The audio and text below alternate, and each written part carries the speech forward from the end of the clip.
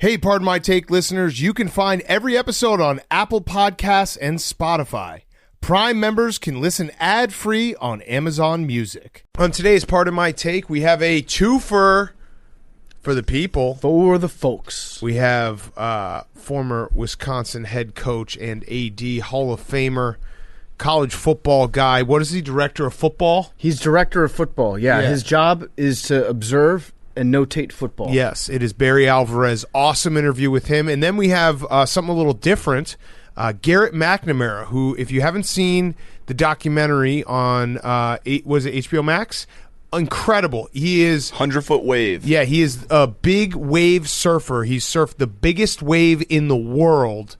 I would say that he's the baddest ass guy we've ever had on the show. He also created the wave. Yes, yes. And also a moment that took my breath away in that interview. I can't remember it. Give me a hint. When he said about Allergy-related. a certain thing that he can't do. Yes, think Von Miller. Yep. So great show. We got a preview, weekend preview. We got our picks. We talk about each game, getting you ready for this weekend of football, Fyre Fest of the week, Fantasy Fuccbois, all of it. And it's brought to you by our friends at Dave & Buster's. We love Dave & Buster's. We were out there last week. If you want to go check out a Dave & Buster's, I highly recommend it. More ding, ding, ding. It's got space. It's got TVs. It's got menus. It's got drinks. It's got games. The best place to watch football. The best place to hang out. We hadn't been to a Dave & Buster's in a while. We got there, and we're just like, man, we need to come to Buster's more. You love Buster's, PFD. I love Buster's. You love Buster's. It's the best place. Go check out Dave & Buster's. Tell them PMT sent you. Dave & Buster's, our wonderful, wonderful sponsor. Get more ding, ding, ding with your game day. More food, more drinks, and more screen only at Dave & Buster's. Okay, let's go.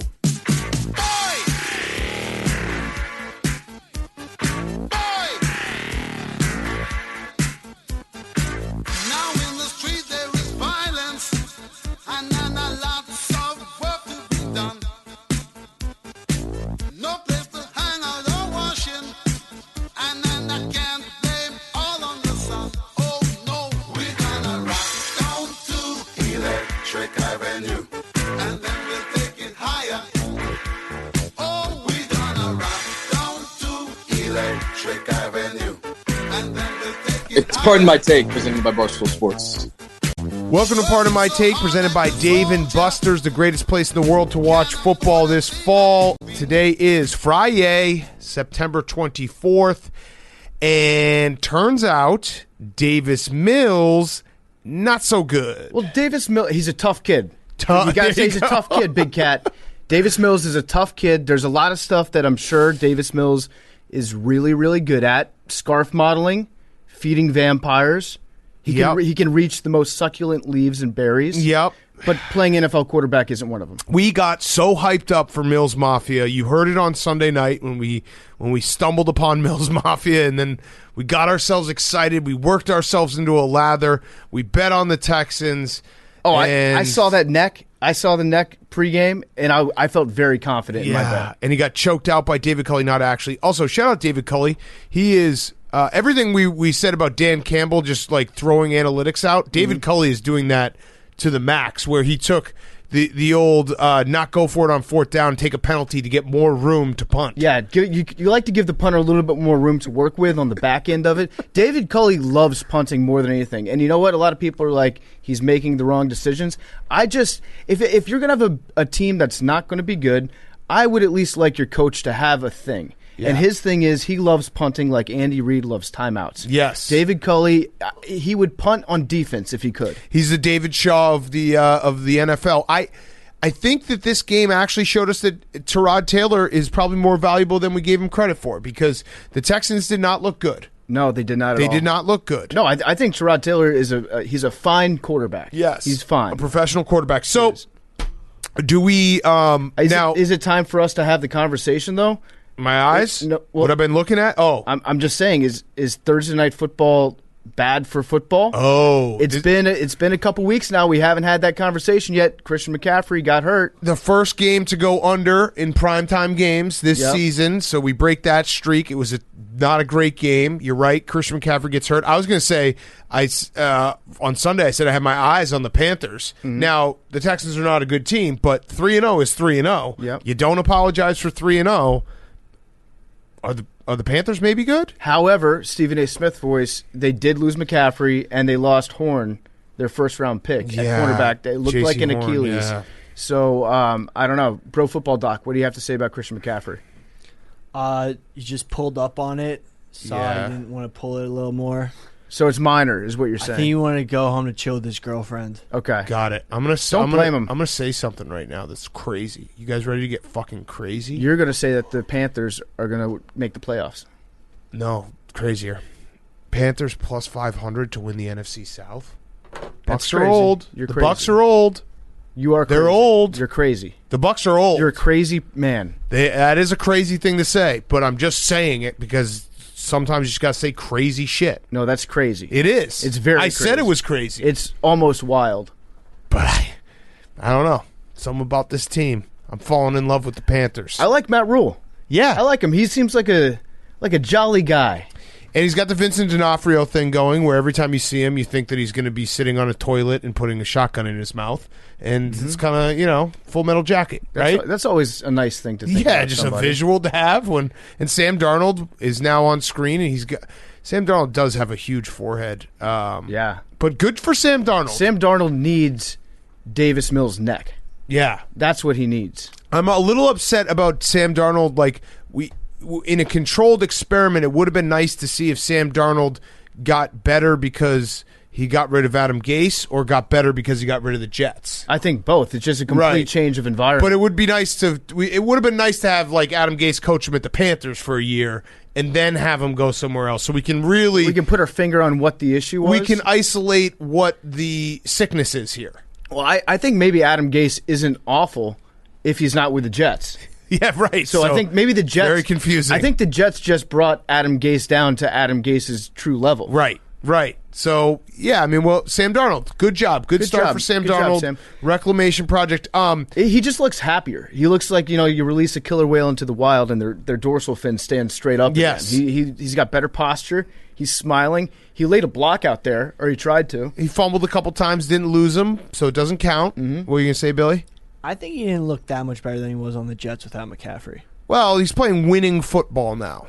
He's learned to manage the game. Yes. It's tough to manage a game if you're a New York Jets quarterback. Yeah. Because what game really are you managing? I think even if you say he doesn't look that much better, I mean, he definitely was. I think he had 300 yards tonight, and he also if you just watch Sam Darnold and he's running a ball into the end zone while his team is leading, that alone is like, whoa, Sam Darnold. He made some NFL throws tonight too. There it is. Some NFL throws. He hit a couple deep outs and some passes that you don't necessarily think that Sam Darnold would be synonymous with. But no, he was finding DJ Moore downfield. As Hank pointed out, he hit DJ Moore in the hands. Should have caught it, right, Hank? Should have caught it. Yep. If you can touch it, you can catch it. If you touch it, you can catch it. All right, so that's Thursday Night Football. We got to address one other thing. So I'm going to count this as us being not fully understanding YouTube, and also our audience is very funny and trollish. But we did the subathon for the first half. We gained 10,000 subscribers to the YouTube. We were 4,000 away from PFT showing off his non-freak eyes. We stopped it at half because we always were going to stop it at half. Turns out you're supposed to do a subathon for longer. And also people trolled us and unsubbed afterwards. So well, what happened during the actual subathon, we said, wouldn't it be funny if some people started to unsubscribe, and then a couple people did, and then Big Cat was like, this is so funny. It was funny. It was. And then I think we lost about 2,000 subscribers. Listen. But then the subscribers went right back up. You were fucking with us, audience, which is funny. Our audience is very funny, Yes. and it was a very funny moment. I was laughing very hard. But here's the deal. So, first subathon, hand up. Didn't do it correctly, correctly. It was a scrimmage. It was a scrimmage subathon. It was preseason for the subathon, too. Next Thursday, it's Jaguars-Bengals. We are going to do a subathon We are not going to stop until we hit 300,000, and PFT is going to show his eyes. That's what we're going to do. I can think of no better game to show these baby blues off than at the end of the Jaguars-Bengals game. Yes. And sometimes I feel like Roger Goodell is just fucking with us, just to be like, I wonder how much shit these idiots will eat. Yeah. And so he just tries to come up with the worst possible matchups. And he's like, oh, you tuned in for the Panthers-Texans? Well, guess what, bitch? Yep. We got the Bengals and the Jaguars next week. Bengals and the Jaguars. So Billy is going to eat a hot dog for every score on next Thursday's Subathon. That includes touchdowns and extra points. Those are 2 separate scores. Billy? And field goals and safeties. Yep. You weren't listening. He wasn't listening, but he agreed to it. I actually was trying to defend you there, Billy. You weren't listening, and you agreed to it. I can't help you now. I agreed to the extra point. Yes, yep, you did. Fuck. God damn it. Yeah, I tried to give you a second beat there to be like, Billy? If only there was a way you could have avoided agreeing to that, Billy. Yeah, by 2-point listening. conversion, I'll eat another one. No, you already agreed to the extra point. Yeah. No. You did. You just did. It was literally on air. So it's done. It happened.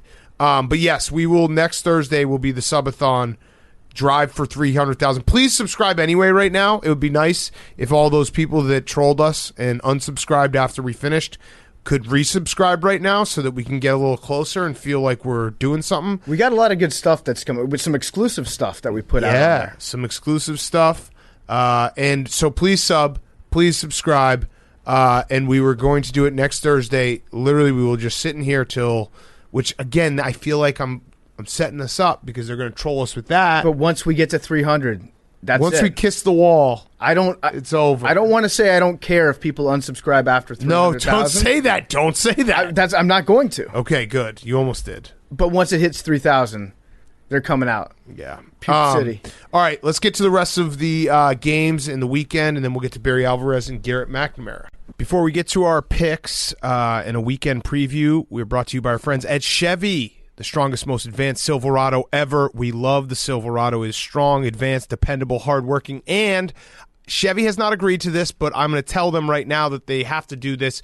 The loser and second place person in our year-long picks contest will be driving a Chevy Silverado across country to L.A. That's just going to happen. That makes it a lot easier. Yeah, I don't mind losing anymore. Yeah, right, because that's how great of a truck it is. If you're not a truck person, you should be a truck person, and you should get a Chevy Silverado. It is a partner with grit and determination, and anything is possible, and Silverado is a partner in that.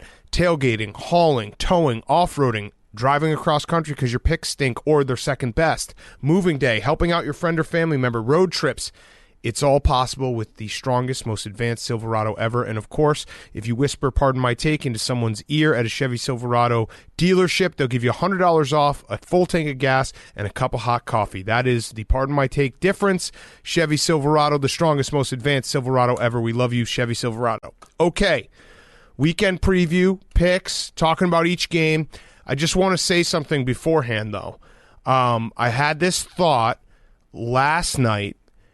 This weekend of football, for me personally, a lot of my happiness in life is on the line. Wisconsin at Notre Dame, we'll be there. College football show, come out and see us. And then Justin Fields' first start. I realized that if this weekend could either be incredible, cloud nine, Sunday night, I'm the happiest boy in the world, or it could be a disaster. It could be a total disaster. I guess that's the fun of the game. But you got to pray for a split going into this weekend. You can't get greedy. No. You can't get greedy and ask for both things. I'm hoping for everything. If you get both things, you're going to be on cloud nine. You're going to be tough to deal with. Yep. If you go 0 for 2, you're going to be even harder to deal with. If you go 1-1, I think that's fair because we get the medium of people that tune in to listen to Suicidal Big Cat, and then also you just being in an overall decent mood. Okay, so it's just a lot. A lot is on the line for me. It's a lot this early in the season. I don't really, it's a lot. If one of those games was going to go well, which would you prefer? Well, Justin Fields is a longer-term thing, so I think that I could probably handle Justin Fields not being, incredible and being like, well, he's a rookie and he's dealing with it. Whereas Wisconsin, it's, if they lose that game, then pretty much everything is over You can't for lose, that season. You can't lose to Notre Dame. No, it's not over already, Hank. It's chaos this year. We already There's said going to be a team with two losses that gets into the... We already said that you would leapfrog Cincinnati. Yeah, Right. So I think you can compartmentalize and understand if Justin Fields doesn't look great, which I actually don't expect him to look incredible. He's a rookie quarterback. Well, he's not even the starter, so it's right now. Backup situation. No, he is right now because Andy Dalton's not healthy. As soon as Andy Dalton's healthy, he's back in. But I hope it all goes well. It's always fun going into a weekend and being like, wow, so my happiness for the next month is pretty much dictated on this weekend of football. That's what being a fan is. That's caring too much. All right, let's do some picks. Let's talk about the games. Good slate of games. Good primetime games, by the way. I guess this would be time traveling, but as we're recording this, it's after Thursday Night Football. Before Thursday Night Football. Primetime games are 6-0 to the over right now, so that also helps with why they've been awesome. Hopefully that trend continues. Hank, would you like to start us off with your favorite of the weekend, and we'll discuss the games? Yeah, I'd just like to say, records update, I'm 7-1 on the year so far give us in the these full. PMT picks. Can you give us the full? Yeah, so congrats to Big Cat and Hank, both 4-0 last week. Do you want to mention that, Hank? I was going to. You cut me off. Okay, sorry. Go ahead, Hank. You want to congratulate me? Congratulations. Congratulations to both of you. us, yeah. To both of us. So Hank 7-1, Big Cat 6-2, PFT 5-3, Billy 4-4, me 3-5, Liam 2-6. Everyone's separated by one game. Right now it would be you and Liam. Fuck. Okay. In first place? I would probably I'd be second place, and Liam would be last place. Oh, you and Liam on the Liam trip. would probably stop in a rest stop in Pennsylvania. Yeah, that would not be the funnest. And trip. I would like back up, and he would me. just be behind the car, and I'd run over him. That would be best case scenario. Yeah. No, you just sleep the whole time. I'd just drive through it. All right. So that's what it is right now, Bubba. We could make that work. All right, Hank. Favorite. Also, my Hungry Dog parlay hit 820. I'll have another one this week. I do love the money lines. I'm a plus sign hunter. So my favorite is always my hardest pick to make. So I'm going with the Patriots. I was talking to Hank beforehand. He actually has hacked the system because when you bet underdogs on the money line, it's a lifestyle. And you it's lose, more than just making a bet. No one really is like, that was a bad pick because it's a risky pick. No, Hank's playing the value. And so really the spin zone that he can put on it is he's the only one that had the balls to make that wrong pick. Right. No one's like, oh, man, how could you pick that plus 300 underdog? They just kind of forget it. But then when it hits extra, and it's like, oh, my God, how did you have that plus 300 underdog? Right. So he has found a way to never lose. It's like if you die in a bungee jumping accident, it's like that guy had balls. You know, right. Every man dies, not every man truly lives. Yes, that is mostly what people say when people die in bungee jump. Not that guy was a fucking idiot. All right, so the Patriots. Let's talk about this game. The Patriots Saints 2.5 against the Saints. 2.5. If I had, I will be. I'm assuming we can make this.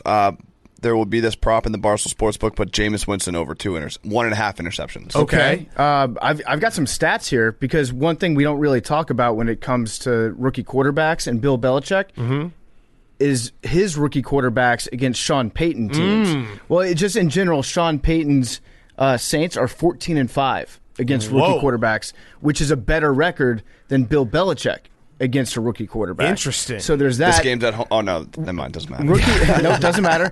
On average, rookies against Sean Payton throw for 206 yards and complete only 55% of their passes. I'm a little nervous about. I actually don't hate the pick just because the Saints. Where are the Saints right now? Where are they? Where have they been? Jacksonville, They're I think. traveling all over. Yeah, they're not nomads. home. They have not been home. They're nomadic. And that's got to suck no matter, if you're a professional athlete, if you're, working, traveling for business, if you're anything. When you don't get to sleep in your own bed for a month, that sucks. Mm-hmm. This is a Bill Parcells smiling down from heaven game, watching two of his best proteges go at each other. R.I.P. R.I.P. Bill Parcells. Yes. Also, I could definitely see Sean Payton just trolling the fuck out of Belichick during this game. He loves to troll as head coach, and he's going to give the ball to Taysom Hill. Ooh. I guarantee you Taysom Hill. Is that really a troll? When he's using it against Bill Belichick, yes. Because he does it all the time. Sometimes he trolls us as fans of Jameis Winston by doing it, but I think Taysom's going to be he's going to have a big part in this game plan. Very important game for the believers of Jameis Winston in his Hall of Fame career. I think he needs to have a bounce back here. And if he doesn't, they play the Giants next week, so we can just move on and just pretend it didn't happen. They're in Fort Worth. They're returning to New Orleans after this weekend's game. Like, that's crazy. They've been everywhere. So it's got to suck. It just has to suck on a human level. It has to suck to be traveling and not be home. Bubba. I'm taking Chiefs -6.5 for my favorite. Okay. Just like a don't overthink it type of pick. I like it. That's also my pick. I also forgot to say the stat. Oh, Hank just gave us the face. The stat going into this week, for anyone who is looking at the board, teams that are 0-2 against the spread going into week 3, the last 5 seasons, they're 68% against the spread in week 3. The last 11 seasons, they're 60% against the spread in week 3. That was why I took it. The teams that fall under that category are the Jets, the Chiefs, the Jaguars, the Washington football team, and the Falcons. So those 5 teams are 0-2 against the spread going into week 3. I also am just playing the Chiefs because I think the Chargers, it dawned on me watching that Chargers-Cowboys game. You know how you can watch a game and say, well, if this goes a little different and if the penalties don't happen, maybe the Chargers just aren't good in the red zone, because that's 2 games now where they've just been terrible in the red zone. Yeah, but you can usually figure it out in the red zone. It might take time to click, and they've got really good wide receivers. Here's something that makes you sound smart. You can't beat the Chiefs with field goals. You can't. You got to go for it. You got to go for it. Every You time. got to score touchdowns when you get in the red zone. 3 points isn't going to win this game. Yes. You got to outscore Patrick Mahomes if you want to beat him. They're the only team that's true for. Yes. But I don't like the pick. In fact, I like the Chargers money line in this game. Okay. But this is again just me doubling, tripling down on my preseason take that the Chargers are going to be one of the best teams in the NFL. Okay, so your favorite. Yeah, my favorite is going to be the Steelers. I'm taking the Steelers -3. Now, the caveat on this is if, and it's a big if Big Ben plays. So he's injured going into this game. In, no, so you don't get that. No, that's not how this works. No, Big Cat, I'm saying if Big Ben right now is dealing with a severe pectoral injury that he might not walk ever again. It has killed lesser men. So if he somehow wills himself to drag his body, his lifeless corpse out onto the field, I think that he's going to win this game. And I think that he looks across the field at Joe Burrow coming back from the knee surgery, and Big Ben truly believes if he's able to beat Joe Burrow, then Big Ben is now the front runner for Comeback Player of the Year, the one award that's eluded him after all these years. It is. It really is incredible that in my head, I'm like, Big Ben having an injury, whether real or make believe, probably make believe, is what will get him back to prime Big Ben. Absolutely, he's thrown for 4 touchdowns. He just needs the announcers to say, this guy's tough. Yep, and they're bringing out the old graphic that they used to use on Fox, where it illuminates every part of his body and all the injuries that he's had over the year. You can mark my words. Just lights it up like a Christmas tree. They're going to list Big Ben's injury history, and they're going to get to add in like a yellow font, the new one, the left pectoral. Yep. All right, so I also have the Chiefs. Billy, your favorite? I have the Patriots. Okay, great. Okay, great. So we talked about that game. Jake. Bills -7.5. Sorry, PFT against the Washington football team. I think it's a rout. That's fair. In fact, 7.5. That's right on the borderline because it's a measuring stick game. Would you say that's the Vegas zone? It's a Vegas zone. It's a measuring stick game for the football team. So if they're able to lose by just one score, I think that's kind of a win for the Washington football team. You know what I'd like to see? I'd like to see the Washington football team's defense play well. I would love to see that. They have not played well. I would love to see that. I would love to see the defensive line show up for this game. That would be great. It's very bizarre because going into the season, that the Washington football team, if their defense is not good this year, it will lose me so much money until like maybe halfway through the season where I'm like, hey, maybe they're not that good this year. Yeah, no, because I look at the personnel and it's the same. Right. And then you look at the defensive coordinator, Jack Del Rio, that's the same too. Yep. And if anything, they've gotten better and more talented. Older, stronger. With Landon Collins and then obviously Davis, the first-round pick. So you would expect that they'd figure it out at some point. Yes. And I don't know if this is a coaching point or whatever. I've noticed that Chase Young, he might be the slowest player in the NFL to get down into his three-point stance. Sometimes he doesn't even get there. Like he's on his way down when the ball is snapped. He stands like upright until the very last second. I don't know if that's something that's being coached to him. I think he's just trying to fuck him up. Just by standing up. You don't know where he's going to come from. He's doing the amoeba defense. Yes, by himself. I also have another fun stat here. This one is about Taylor Heineke. Through his first 3 NFL starts as a quarterback, Heineke has completed 93 passes in 3 games. That is more than anyone in the history of the NFL. Wow. I thought Scott Turner's comments on Taylor Heineke were actually like great, and people probably didn't pay attention to it because he basically said like a guy is undrafted, so we just consider him an undrafted guy forever, and anytime like he could have 5 good games in a row And then if he has one bad game, it's like, well, he's undrafted, he stinks. And it's like, well, maybe he doesn't stink. Maybe he's actually a pretty good quarterback, and we just use the tags that we've always used, which we do on this show with first rounders forever. So maybe Taylor Heineke is good. It's the opposite of the Davis Mills, where he was the number 1 ranked quarterback coming out of high school. Or the Kevin White. Yeah, and so he will be good. He will revert to that form at some point. But no, I think Taylor Heineke, he's a fuckboy. He's good. He's actually good. Lose the headband, though. Lose the headband. I just don't think it works. Just for winners. Him. Just for winners. Just for him, I don't think it works. And Zach Wilson, because he doesn't win. Hank, your favorite underdog? A lot of underdogs I like this week. Yeah. For this one, I'm going with the Dolphins. Okay, so the Dolphins at the Raiders. That is sick, Hank. The Dolphins, the Raiders. Sick pick. Thank I you. also am taking the Dolphins. Let's go. That is also my pick. You Dolphins, guys are the a bunch Raiders. of sickos. Well, Okay. here's my reasoning. I don't know what Hank's reasoning is other than the plus sign. Is that the reasoning? Pretty much. Yeah. So my reasoning is the Raiders Are the most fraudulent 2-0 team. well, great start, 2-0. Everyone's giving them their flowers. I don't know if they're that good. I think they're okay. They're not that good. And then the Dolphins, like Tua gets injured, so we're automatically saying, well, they lost their starting quarterback. Something similar is going on with the Colts this week. Is Jacoby Brissett that much of a step down from Tua? No, he's not. Yeah, He I looked don't like think it he last is week. like at all. Well, he got in.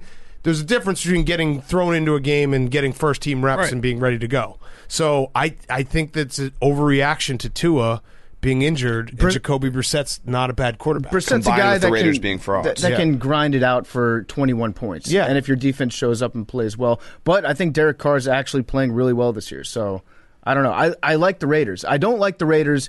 Come back and talk to me in like 2 weeks, and I'm going to probably hate the Raiders. But Yeah. right now, I like them. Bubba, your favorite underdog. So I also have the Dolphins. Anyone else have the Dolphins? Going once, going twice? Nope. Bubba. I have Lions +8. Oh, Okay. man, Campbell. That's a money line special. Man Sprinkle Campbell. it. Sprinkle Yeah, it. just thinking like Ravens coming off the big win. Yep. Yep.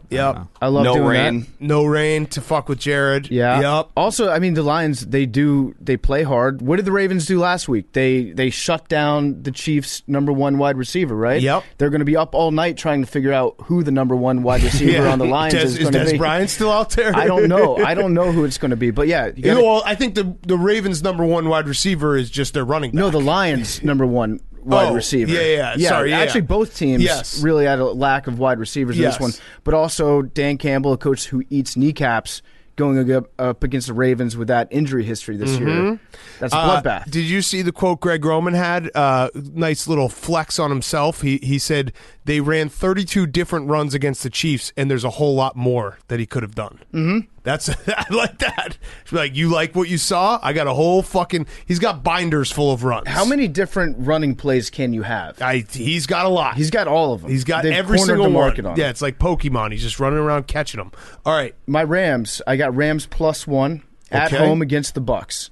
I don't hate it. So Jalen Ramsey's going to be matched up against Rob Gronkowski. Mm-hmm. He's talked a lot of shit about Gronk Yep. in the past, saying that a big corner can cover Gronk, really neglecting to mention that Jalen Ramsey is really the only person who fits Jalen Ramsey's description of a quarterback that can cover Gronk. Yep. Because Jalen is a big dude, he's strong, he's got coverage skills, and he can tackle. So it's going to be a fun matchup to watch. I really like the Rams. I really like them. Do you think that the Bucs should possibly sit Tom Brady in this game because of Aaron Donald? Yes. Probably. I like that He's take. old. I like that You don't take. want to get him hurt. Yes, they definitely should. Anytime a team plays Aaron Donald, they should sit their starting quarterback. I also think that the Bucs should sit Rob Gronkowski for admitting that he doesn't watch any film That's whatsoever. true. But then Gronk came out, he corrected that, and he very obviously went to practice, and his coach was like, "Rob, we know that you don't watch film. Why Yes. did you have to say that Yes. in public?" And he said, "I actually watch tons of film, an overload of film. Trust me, I watch so much film that my girlfriend gets mad at me." He really is Billy Football. Gronk and Billy Football are the same exact Well, person. listening to him trying to explain his way out of that, it is very much. It's Billy Football, yeah. It's a very Billy explanation. Sometimes I go home and she's like, "You've been gone all day and now you're Yes. studying. You study too much." You've got your iPod out and everything. Yeah, I got to get into it. I got to learn. Yeah, like if I asked Billy, like, hey, Billy, you only had 3 blogs this week, he'd be like, I actually blogged so much, but like my computer broke one day and like their blogs are just on the computer. So it is a compliment, by the way, because I love Gronk and I love you. You guys are the same. Billy would say, I blogged so much that I broke my computer and I couldn't upload it. Yeah. Yeah. True or false? Debatable. All right. Billy, your favorite underdog.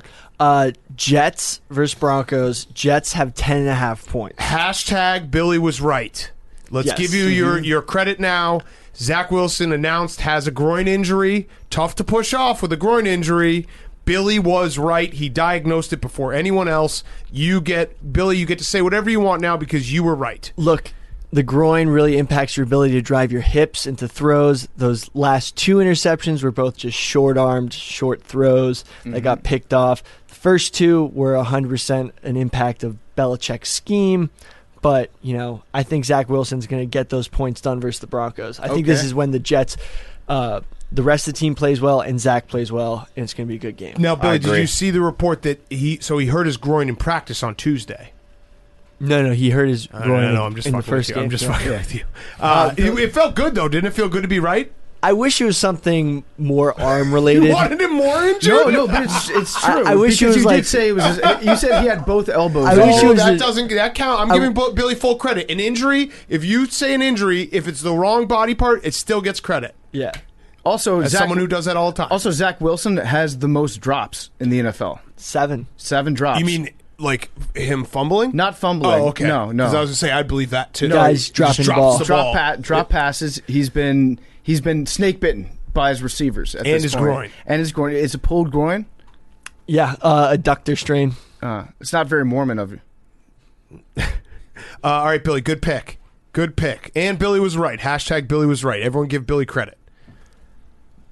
In Fields we trust. Bears +7 against the Browns. Yep. And Jarvis Landry. Barstool Sportsbook promo. Yep. +1985. Yep. If you have not signed up in the state of Illinois, there's stupid laws that basically you have to sign up in person now. So if you go out to Aurora, the Penn Casino, Hollywood Casino in Aurora, you sign up, you put in promo code Dave, you get the Bears +7 or whatever the line will be when you bet it, and it's +1985. So if they cover the spread, you win almost $2,000 because you get your 100 back and then the +1985. So it's an unbelievable promo. If you haven't signed up yet, you could do it between now and Sunday. I'll be out there on Sunday, but you can just drive out there and do it, today, Friday, tomorrow, Saturday. All you got to do is go up in person and sign up.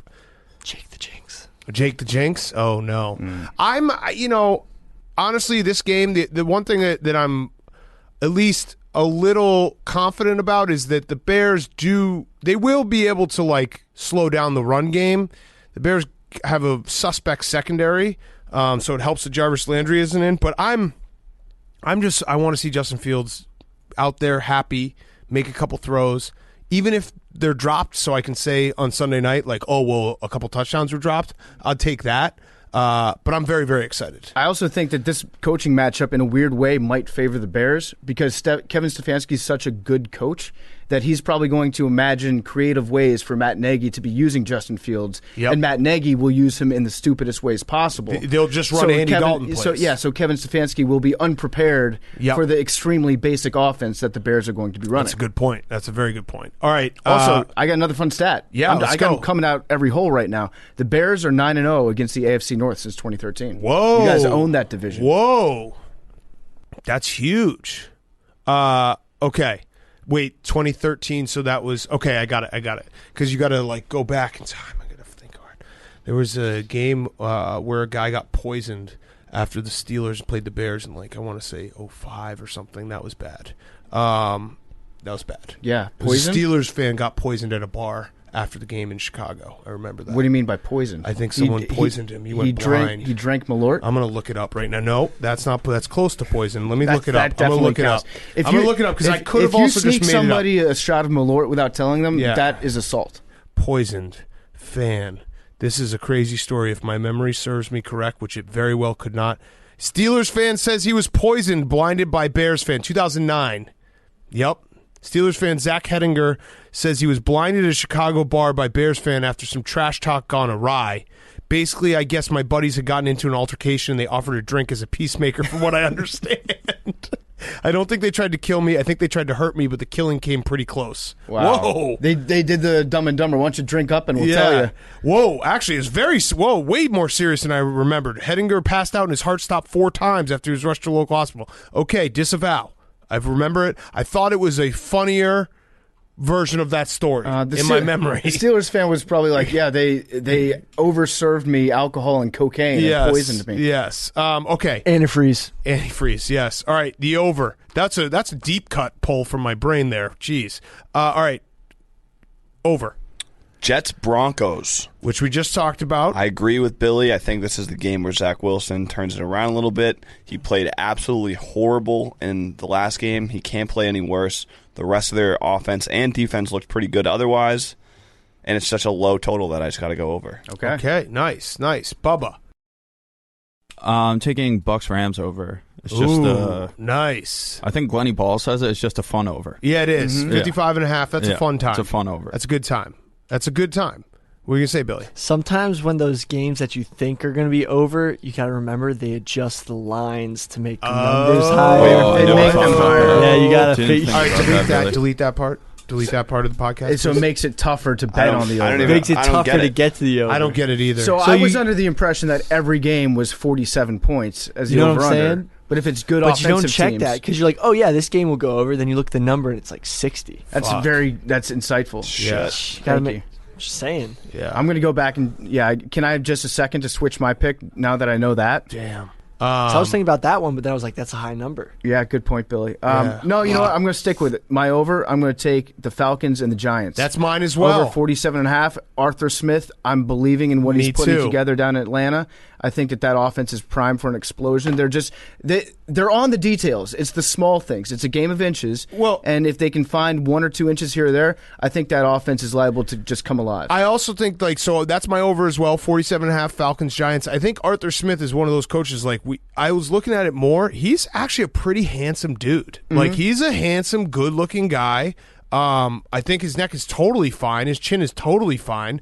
I think you know what? I'm gonna throw it out there. Arthur Smith, one of the best-looking coaches in the NFL. I think it's like him and Mike McCarthy, 1 and 2. I think that he is a handsome guy. Sean McVay, throw him in there. The more that we look back on what we said on Monday's show, the more I feel like it was coming from a place of jealousy. Yeah, where we saw because he's got such a good, strong neck. We saw a guy that was just a man's man, just oozing with testosterone. Yep. And I want to be him, and I would just, I'd like to take back anything bad that I said about the guy. A good-looking guy. Yep. His wife's a lucky woman. Mm-hmm. What's up, Billy? What? I thought you guys were like chinless. No. This has nothing to do with being added on a text message with Arthur Smith by Will Compton. No, and making us feel that was completely separate of what we're talking about right now. I forgot about all those texts. Yeah, but no, I think that the TV we're watching the Falcons game on was the standard definition TV that we have at the gambling house. So it made everyone's neck and chin look smoother. Yeah, and it looked like a big kneecap that was attached to his face. And a special fuck you to Will Compton, because we were going to make so many chin jokes about Arthur Smith this year, and then Tuesday morning he just fucking dropped, or Monday morning he just dropped that on us, and Arthur Smith was like, that was hilarious, you guys are awesome, and we're like, okay, cool, now we can't do this anymore. To his credit, he was a very good sport about it. He was like, my wife told me after listening to you guys that I have to grow a beard out. Yeah, so thanks, Will. Thanks for ruining that. Actually, you know what? Fuck it. He's got no chin. Not that there's anything wrong with that. Not that there's anything wrong with that. And we're going to have Arthur Smith on the show.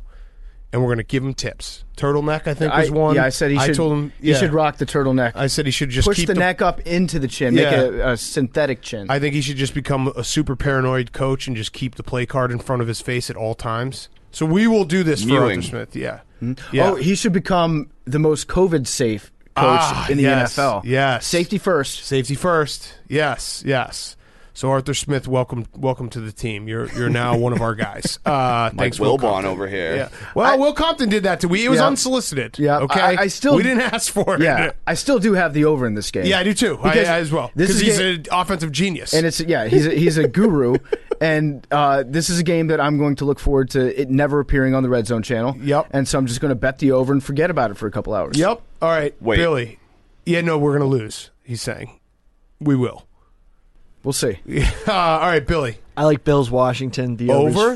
The over-under is 45.5. Okay. Washington scored 30 last week. I think the Bills can score a lot of points. So I think they go over. Yeah. Okay. Do you think that Did you Vegas adjust the number for that, though? Do you Well, think yeah, no, Vegas no. figured out So, that they scored 30 last How week? I looked at it, I was like, that could be an over game. Does it have over numbers for the over-under? And I was like, 45.5 is not an over-under number. That's too high. Let me give you a little history lesson though, Billy. What number is an over-under number? Well, the thing is, like, the 50s, Yeah. like, that's over. Anything over 47, I'm like, whoa, got to reconsider if these two, like, numbers teams are going to put up numbers. Put that on a quote card, please. Seriously. But Put that on a quote card. But at some point, doesn't it like reverse itself? And if it's in the upper 50s, you're like, holy shit, Vegas knows that these two offenses are great. Then it makes you want to bet the over even more. Because for me, if I see like 58 on an over-under, I'm smashing the over every time. Well, I've been caught up on this a lot when I started gambling, so I'm just like checking it out now. Like that number goes higher. I don't even- just as you think it's going to go. Yeah, higher. I don't want to even tell you about college football because college football, it's like you'll get games in the Big 12 in the 70s. Yeah. That will break your brain. We'll do that next week. Jake, your favorite over. My over is going to be Baltimore and Detroit over 50. Okay. Both defenses have been horrific in the Yep. first 2 weeks. All Thank right. God. Yeah. Okay, we talked about that game. Go ahead, Hank. You're under, and any games we miss, we'll talk about. My under is Colts Titans. Okay, we didn't talk about this game yet. Yeah, I have the same one. Too. Okay, nice. Go ahead. No Carson Wentz. Which I think is actually a benefit. Really? I still can't get over the fact that he sprained both ankles. What a hilariously stupid thing to have happen. It's got to be the most annoying injury to ever have because if you're running and like one gets bad, when you sprain an ankle, your natural reaction is you hop on the other ankle, and then he's going to hop on the other ankle, and then he's just going to collapse into a puddle. So is he officially not playing? I don't know. I thought that you could only sprain both ankles either in like a car accident or a trampoline accident. That's pretty much it. Like that's how you sprain both ankles. But he somehow figured out a way to do it. I think Jacob Eason, although I saw their other backup, not Sam Ehlinger, is getting reps as well. Brett Hundley. Brett Hundley. Eason and Brett Hundley. They're thinking about doing a two-headed monster of Jacob Eason and Brett Hundley. Think about how bad That Sam just screams under. Think about how That bad sentence right there is exactly why I'm taking the under. Billy, we gave you credit for being right, but Sam Ehlinger being injured. Fourth on the he's injured. Well, he's injured. Okay, but being fourth on the depth chart to Brett Hundley, Jacob Eason, and Carson Wentz. He's not back yet. He tweaked his Okay, ACL. fine, fair. So you think he would start? I think he'd 100% start right now. I think he'd probably start this too. this was another I thing feel I like was Jacob right Eason on. might have started. Brett Hundley's a guy that you just have on your roster as a name. He's a great third name to have on there because everyone just remembers he's like 6'4", and he went to UCLA, right? Yeah, Deshaun Kaiser was another one of those guys. You have to have a guy that's 6'4", played college football in California, and that guy can be your number 3. You know, he'll have a 10-year career as a backup. Realistically, what would probably happen is Jacob Eason would start and then throw a couple picks, garbage time. Ellinger would get in and just throw a bunch of yards in a against prevent defense, and then everyone would want him to start. Okay. You're under, PFT. My under this week is going to be... What did I have from my Chargers Chiefs? So we already talked about that one. Okay. I feel like a 1:00 p.m. game for Chargers and Chiefs. It doesn't feel right. It doesn't feel like points in the 1 p.m. time slot. So I'm just going with my feel on that one. Both teams have top 10 pass defenses though. All right. Patriots Saints is my under 42.5. Billy. 51.5. Does that sound like an over for like two teams that are going to put up numbers? I like this. You were just let's telling see. us before. So, like, is this the Vikings and the Seahawks? Rams. No, this is the Cardinals and the Jaguars. Oh, so that's okay. an under. You know what I'm saying? Yeah. You see those teams putting up points? Wait. Billy, you just Do said... you ever think about what Vegas might know more than you know? I'm confused No, though. no, Hank, please don't. Billy said, Wait, does that do sound they like... adjust 7 hours of a podcast. Billy after just said, that. does that sound like an over-under for two teams that are going to put up points? You're including the Jaguars as a team that you would No, feel would... that's his No, point. I think That's they're his going point. to be under. Yeah. That's his Right. point. Because 51.5, that sounds like an over Right. two teams. And So he's you like- think that the Jaguars aren't good at football, so therefore they're not going to score as many points. Right. Gotcha. Neither the Cardinals. And also Urban Meyer, his quote this week, which was very much Urban Meyer does not want to be in Jacksonville. Vic Fangio said that Urban Meyer told him before the game, playing in the NFL, it's like playing Alabama each week. Which, we should point out, there's a place that you can go where you don't have to play Alabama ever, and that's USC. Mm-hmm. So the Pac-12. That's pretty good. Cardinals are also wearing red. Okay. And how does what does that mean? Sunday red. Alabama. Okay. Not really crimson? Is crimson red? Cardinal? So Maroon? Burgundy? Yeah, they're definitely different Pantones. But yeah, okay, I'll give you that. A little flashbacks back for him. He's like, fuck, these guys are awesome. All right. I'm with Billy. All right. That game. I like the Jaguars. I think you got to either. I kind of want to take them this week, but I think also I just got to pull the plug and be like, they're just going to suck really, really bad. I could see it being like 38-13. There will be a week that Trevor Lawrence will throw 4 touchdowns in a win, and everyone will be like, wow, it's happening. It's arrived. So I wanted to bet on the Jaguars this week. I just couldn't bring myself to do it yet. Yeah. They're one of those teams that you do get the feeling like they can't be this bad for this long, but I think they might be that bad for longer. This long, for yeah. longer. Yes. All right, so games we didn't touch. We didn't talk about the Vikings. The Seahawks, I think the Vikings are going to win. I think so too. I think the Vikings are going to win. I think this feels like the hungry dog runs faster kind of game, and also the Seahawks defense is still a mess. Kirk Cousins right now is on pace to have like the best season ever for any quarterback from a statistical perspective. I believe in him. Not Packers 49ers Sunday Night Football.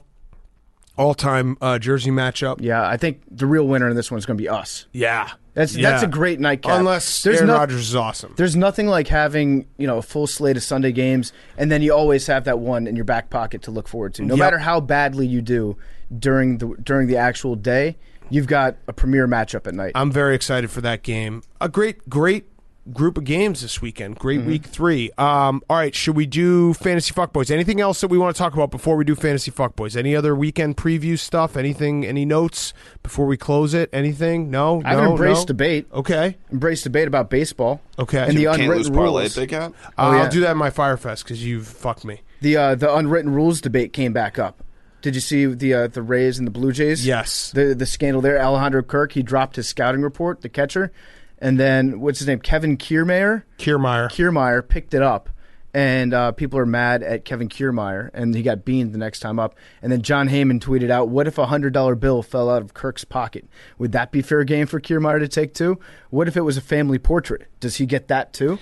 So I was thinking about this tweet. Jake brought it to my attention. I actually might agree with John Heyman. What? I don't know. No, if it falls out of your pocket, it's finders keepers. Yeah, I guess. No, it's finders keepers. I guess in a game. And it's also way different than finding a $100 bill on the street and versus a game where it's like game plans and all that shit. No, if you have a game plan, if you're that stupid as a fucking catcher and you can't like remember anything, that you have to literally have your like note card so close to you that you have it, that you can drop it and a player can take it, like that is 100% your fault. Yeah, or at least keep it secured in your pocket somewhere where it's not going to fall out, or have a fake one. I guess. Carry one real one and 2 fake ones on you at all time. You know which one the real one is. That way when it falls out, nobody knows which one. I guess, so I understand. You're right. Like, if you can get a competitive advantage, you should do it. It's professional sports. But I guess I'm more like John Heyman wasn't that, like, it wasn't that crazy and egregious of a tweet.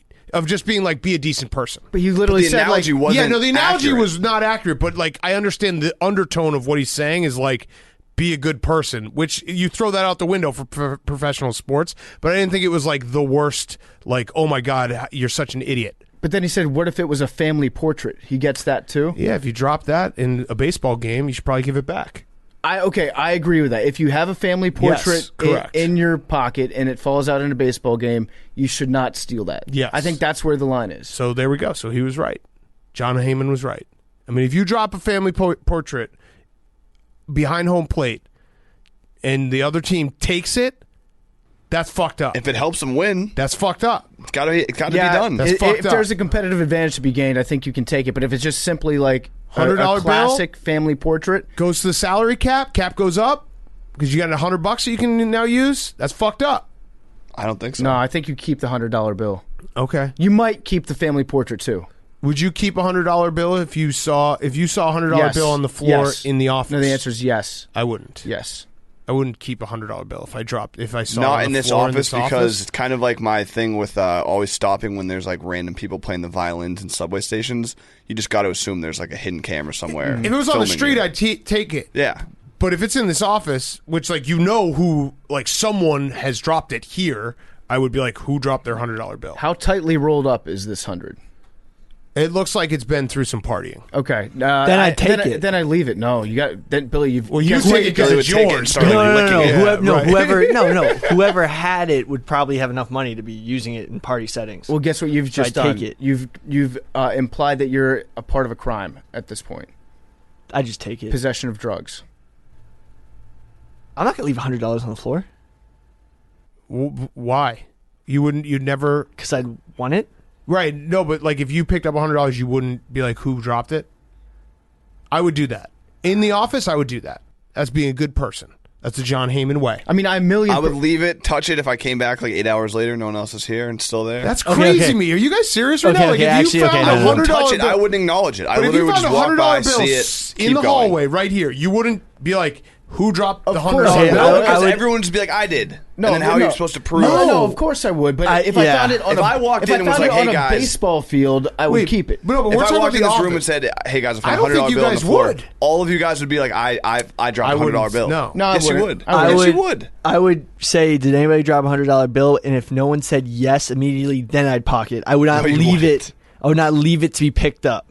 Like I just lost and found. This is crazy to me. On the street, I would actually bring it to the police. And then, no, I'm not saying that. On the street, I totally understand because you're not going to find the person who dropped a $100 bill on the street. Not with that attitude. But with your coworkers, yeah, I'd probably be like, hey, did someone drop a $100 bill? I would staple it to a telephone pole and write on a flyer, did somebody lose this $100 bill? I hope I never drop money around you guys. Well, of course I wouldn't pick it up in the office, but on a baseball field, I absolutely would. Yeah, I feel like you guys would all pocket it in the office. I definitely would try to go. I would try to figure this out. Why would I pocket it when I can just do 1/1000th of an ad read and make it right back? I'd pick it up and then like look around like within my hand, be like, oh, and if no one immediately reacts, then it's in my pocket. Okay, so you did enough. That would be doing enough. Oh, anybody? No. Bare minimum. Okay. You know what scarred me for life though is the poo dollar. Yeah, I probably wouldn't even touch it if it was on the ground. I've some people because before. I would think that there would be feces on it. Mm-hmm. It's funny. It's a funny joke. It's a funny thing to do. Just get someone. Well, I'm going to do it to Billy when you're not expecting it with a $100 bill. He'll look around. And then oh no. All right, let's do fantasy fuckboys and let's get to Barry Alvarez and Garrett McNamara.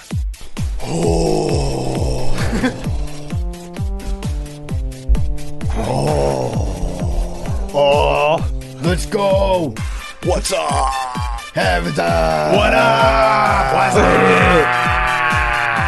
My name is Ahmad Rashad Penny. Let's go, My Pete. stardom this week is rangefinders. Oh yeah, buddy. This is in the 1800s. If you're out on the course, you don't want to use your eyeballs. You gotta get a finder, see where the pin is, pin high, get it there. That's some fucking laser technology. Fuck yeah. My situm is South African bees. What?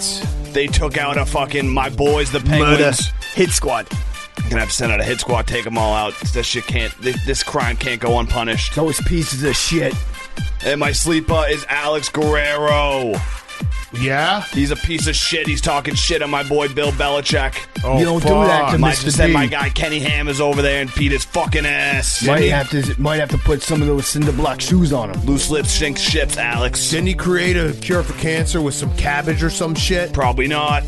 All right. Well, I don't see Tom Brady coming down with the sniffles. No tomatoes, no pizza. Good point. Fuck that guy.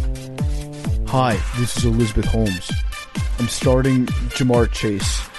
Jamar, you are the breeze in the desert for me. You are my water. You are my ocean. We are meant to be together, Tiger. Gritty. This isn't fantasy fuckboys. I'm sitting. This is illegal. I'm sitting. Speaking of tigers, I'm sitting Tiger King 2. Carol Baskins coming back. Jeff Lowe coming back. With my proprietary technology, I could build a meat grinder that could fit an entire Bengals offense into a device that could fit into the palm of my hand. My sleeper is golf. Golf is boring. Fuck you, Elizabeth. I'll fuck you up. That sounded pretty hot. That wasn't fantasy fuckboys. What's up, boys? It's Doey DeJulius. Deutsch Julius. My stardom is the USA. We're going to fuck up Europe in the Ryder Cup. It's happening this weekend. Also, fuck anyone. I'm a fucking rider, yeah. Fuck anyone who did a negative spin zone on what Brooks Koepka said. Fuck them. Fuck them in the face. Fuck them in the ear. Fuck them in the ass. Sound like Elizabeth Holmes. So, I'm going to sit Danny Dimes. That guy stinks. Also, this podcast loves Arthur Smith. Love fucking Artie. Delicious. He's the hottest guy I've ever seen in my entire life. If you put him in front of me, I'd smooch him right on the lips and his chin. Guy's got a chin like Jay Leno. My sleeper is Kirk Cousins because he's got the most accurate QB rating in a clean pocket so far, according to Pro Football Focus. Maybe this is the year.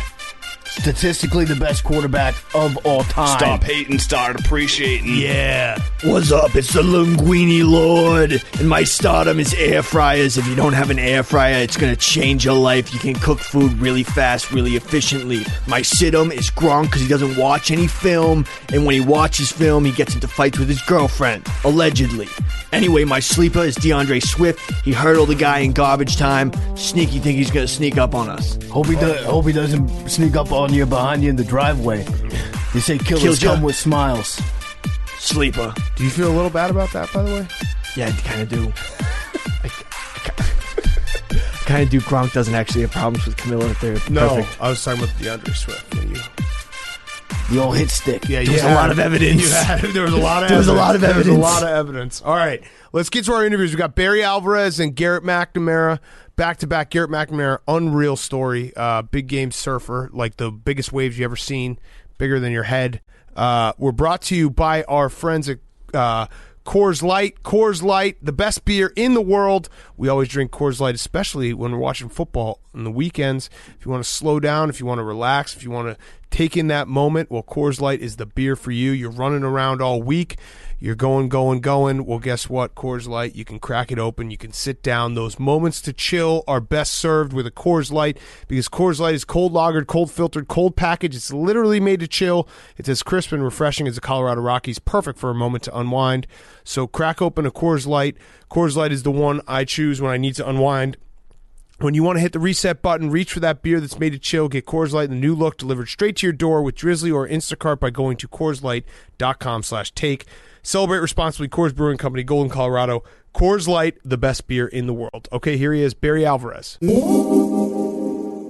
Okay, we now welcome on a very special guest. It is Hall of Famer, retired now, former AD, former coach of the Wisconsin Badgers, the Grand Poobah. It is Barry Alvarez. Coach, can we call you Coach? Let's start there. You may call me Coach. All right, great. So, very excited to have you on. We're leading up to the Notre Dame Wisconsin game on Saturday. So let's start there. You actually had a lot to do with planning this game and getting it scheduled. I'm very, very excited. What, like, when you're trying to figure out how to plan these non-conference games, what goes through an athletic director's head? What goes through a football program's head of like, hey, we want to schedule big games, but we also don't want to hurt ourselves playing too many big games in a single season? Yeah, there has to be a good fit in there and some common sense used as you lay out your schedules. Having to play 9 conference games when the Southeast Conference, Big 12, or and the ACC are only playing 8. You put another excess burden on your players with that alone. Now, in your non-conference games, you have to be smart. But, I think it's fair to our fans. I know our players like to play in big games. When you have an opportunity to play someone with a tradition-rich background like Notre Dame, I just felt it was something that our players deserve, our fans deserved. And it really had good cooperation from Jack at Notre Dame and the people there, and we were able to find some years that fit. And a follow-up question, was it ever on the table to do Madison and South Bend? Because I know that how big college football works. A lot of times big programs don't want to go to campus versus other big-time programs, but we're off the heels of the Auburn-Penn State game last Saturday night. That was an electric crowd. It was incredible to see. Was that ever on the table, and do you think maybe Wisconsin will start doing stuff like that? We will start doing stuff like that. As a matter of fact, I think we have Alabama scheduled home and home. That's unfortunate, but okay. I was at the game in Texas. That didn't go. Unfortunate for who? Okay, fine. Yes, it's for. All right. I'm excited for that game. You're right. I'm excited. Yeah, actually, that game in Texas, we missed the field goal. And, that was a pretty close game at half, actually. Yeah. That was Paul's first game, as a matter of fact. This is I forget what they call their series where they play one game on the road.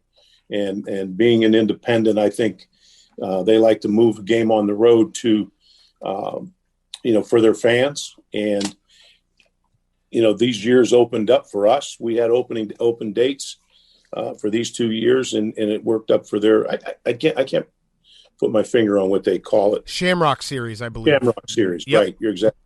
So it worked out well for their Shamrock Series. It allowed us to get them on the schedule. Our people were really excited about playing at Lambeau last year, and then, tomorrow their Saturday's game. So it just worked out that way. But, we'll look, down the road as we have different teams scheduled. We have some Pac-12 teams on the schedule. We have some ACC teams on the schedule. They're all home and home. And I think that's fair for our fans. Yeah. Yeah. When I think of Wisconsin football, I think of a couple things. Just strictly on the field stuff, I think of fullbacks and I think of excellent offensive linemen. And you guys, you always talk about, some of the other teams around the country, they reload constantly at the skill positions, set with first-round picks, one right after the other. With Wisconsin, it's been like that for offensive linemen for as long as I can remember. I was wondering from your perspective, even going back to just recruiting and then developing, can you just smell like a future Wisconsin offensive lineman? You walk in the room, you're like, yeah, this guy's going to be my right guard for the next 4 years. Or what was your mindset when it came to establishing that as kind of the identity of the program? Yeah, that's a good question. Thank you. Great question. When I took this job, and you take a look around the state, you look at the quality of the athletes. Look at how many are signing Division I scholarships. You watch your summer camps. Where we'll have 500, 700 high school and junior high kids in here, and you look at the size of them, and you realize, we can get a lot. There's a lot of big people in Wisconsin, like big Palookas, and I figure that's where we're going to start. We're going to always have a good line. We're going to be physical, and we're going to start there with a good running game. The majority of our linemen are from Wisconsin, although a lot of the very good ones came from outside the state. Some of our great running backs came from in-state, but a lot of them from out of state also. But the majority of the linemen are going to come from here, and that's going to be our starting point. And that's the foundation of our program and how we started it here, and the philosophy that tied together with our offense and defense. Now, when you say fullback, we're one of the few teams that still use a fullback, but our tailbacks usually look like fullbacks. Back to the Ron Dane days. Yep. Yes. So, don't confuse him with a fullback. Oh, no. We actually, on this show, we give out the Lowman Trophy Award every year, which goes to the nation's top fullback. And so there you go. Wisconsin got it a couple years ago. Yeah, we get it to Ben Mason. Yeah. Last year it was Jacoby Buchanan from Army. Alec Ingold won it. So, we appreciate fullbacks. Yeah, what you're talking about there. Yeah. Yes. Yeah. Yeah. Would you great fullbacks. Would you Derek consider? Watt. Yeah. Yeah. Would you consider Wisconsin to be fullback U? Right now, it is. Yeah. So this is actually a perfect time. I was going to save this question for later on in the interview.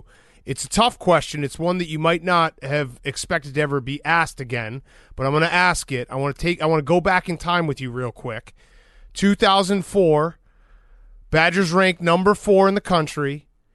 In East Lansing. It's a 21-14 game against Michigan State. We got the ball on the 1-yard line. I actually think we had ran 5 plays from the 1-yard line. None of them were for Matt Bernstein. What were you doing? Well, Bernie couldn't jump over the line.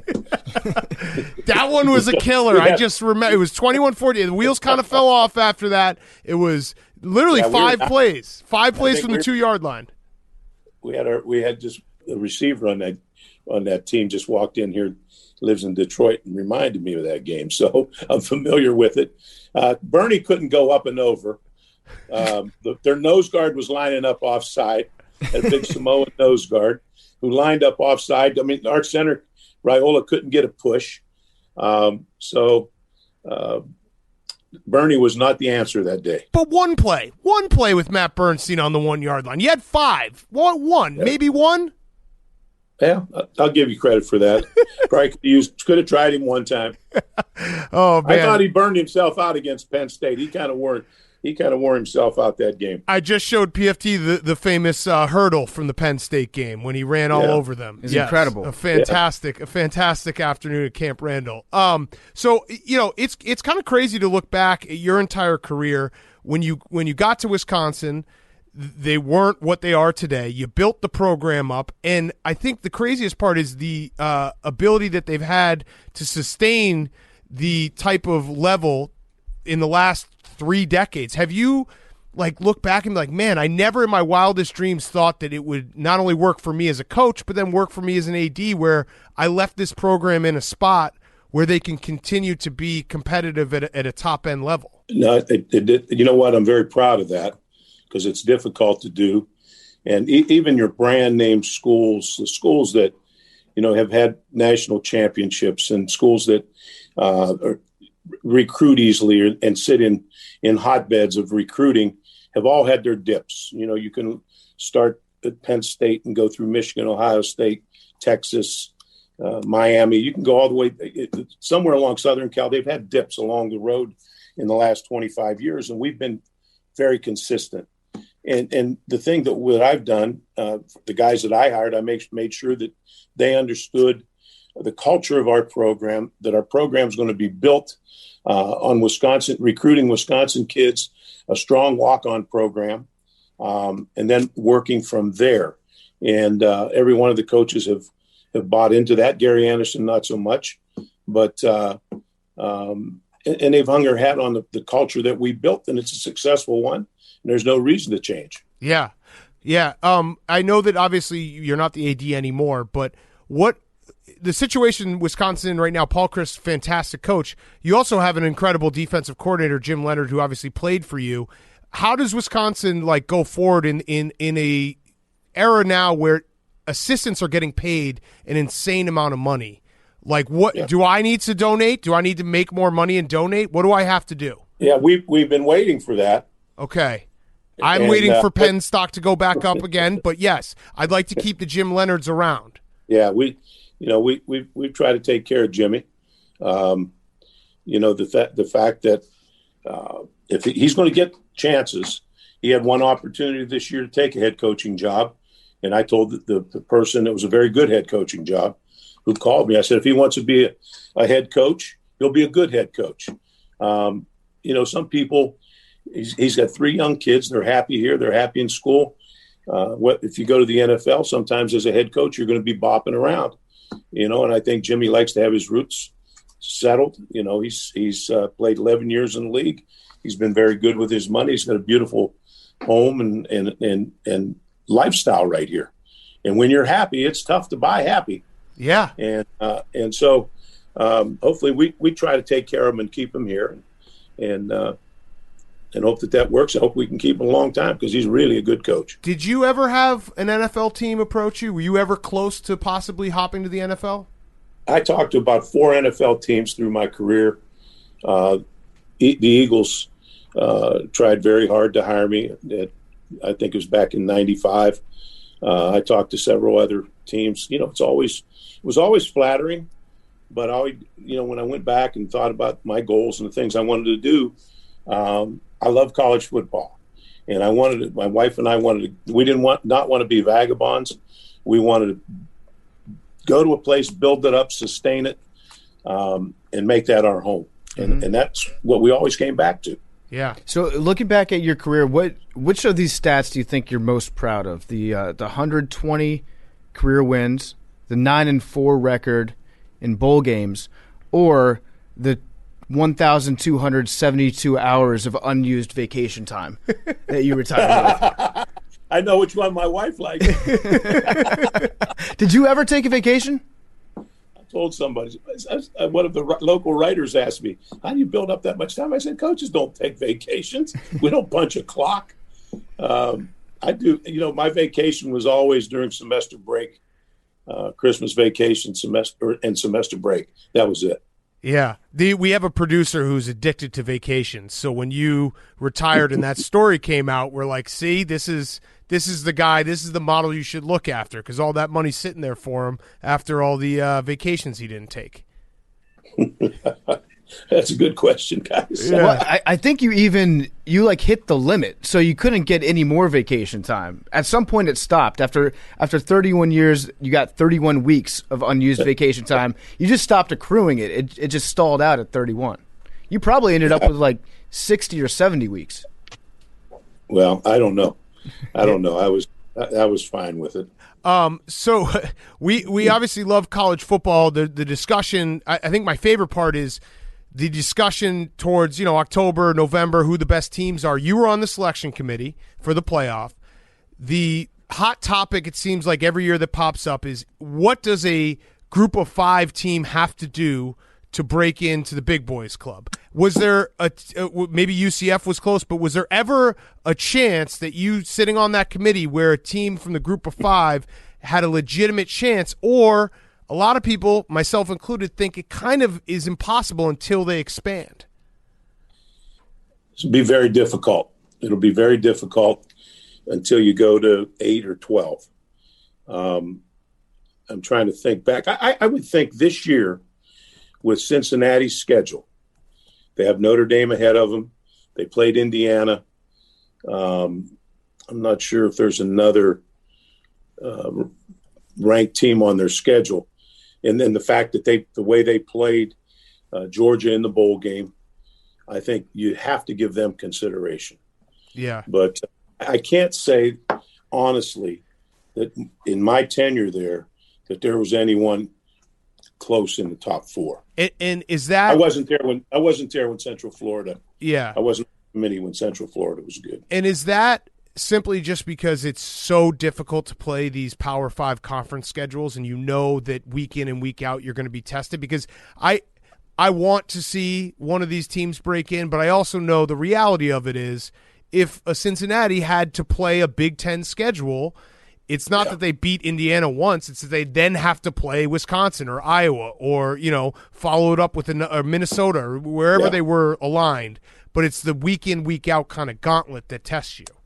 Yeah, let me tell you a little story. So we played Penn State. This is back when Ron Dane was a freshman, and it was a hell of a game. It was a typical game for us, especially when he was there. We had big linemen as usual, and we were very physical. It was a great game. They were ranked in the top 10. I think we lost. They beat us 34-31. I got a call from Paterno on Monday. He just said, we're changing. We just came out of a recruiting meeting. We're changing how we recruit. We can't recruit small, fast guys anymore. We're so beat up, we won't even be able to practice till maybe Thursday. And, when you think of it, you mentioned, okay, you play us. Next week you play Iowa. Then you turn around and play Minnesota. Your linemen are so beat up. It's such a physical game. You're going to have to get down into the depth. It's the wear and tear. And unless you've been through that, you don't understand. And so that's the one thing that I always looked at as I was evaluating. And I had my own form, where I ranked teams. I had 8 areas, the top individual statistics that matched the last 10 national champions. And I came up with that ranking in my own deal, but none of them had that type of a schedule that you can compare with someone with a Big Ten or SEC or one of the other conferences. Yeah. Are you in favor of expanding to 8 or 12 teams? I like expanding to 8. Not 12. 8 is my number. Okay. What? Any reasoning behind that? Yeah, I think 12. You look at the number of games, and I think coaches would manage that. And you FCS plays. They have a playoff. They get through it okay. But I think 12. I think selfishly for our league, 8 is better. I think it's fair for the players. You can guarantee all your conference champions get in. You have some at-large teams that have an opportunity to get in, and it opens the gate for more. And it just doesn't carry on into the second semester. Yeah. So the way college football is set up right now, it definitely feels like there's 3 or 4 programs that are so far ahead of everyone else that it's hard to break in. Do you think this is a cyclical thing, or do you think this is kind of how it's going to be for a while, and it just is? Like Alabama, Clemson, Ohio State, those teams are going to be Oklahoma, you want to throw in there. They're going to recruit better guys. They're going to keep it rolling, and it's going to be pretty much impossible for other teams to break into that party. Yeah, I'd like to think it was cyclical, but other than last weekend, there were some scares, and a couple of those teams don't look quite as dominant as they have. But all you have to do is look at since we've played, since we've had the CFP, and it's the same 3 schools the majority of the time, and 4 of them much of the time. That's why I'd like to go to 8. I wish it were cyclical, but I don't. It's a long cycle. We're in a long cycle right now. Yeah, I don't know if I'd see that next cycle. Yeah, right. No, I agree. They are at a different level in recruiting and doing things at a different level. That it's kind of crazy. I was seeing that you're now the special advisor to the Big Ten. Is that your official title? Special advisor to football. Special advisor to Commissioner football. To the sport of football. I love it. So what's your day-to-day like? You just wake up and you're like, you know what I think would make football a little bit better? No, you know what? I'm involved. The commissioner and I have regular visits. We talk about future scheduling. We talk about TV. We talk about CFP. Just the different issues that come up in football that he bounces things off of me. And I've been in the league since '79, other than 3 years at Notre Dame, and been involved in a lot of the committees. And so, I'm just a good sounding board for him. Yeah.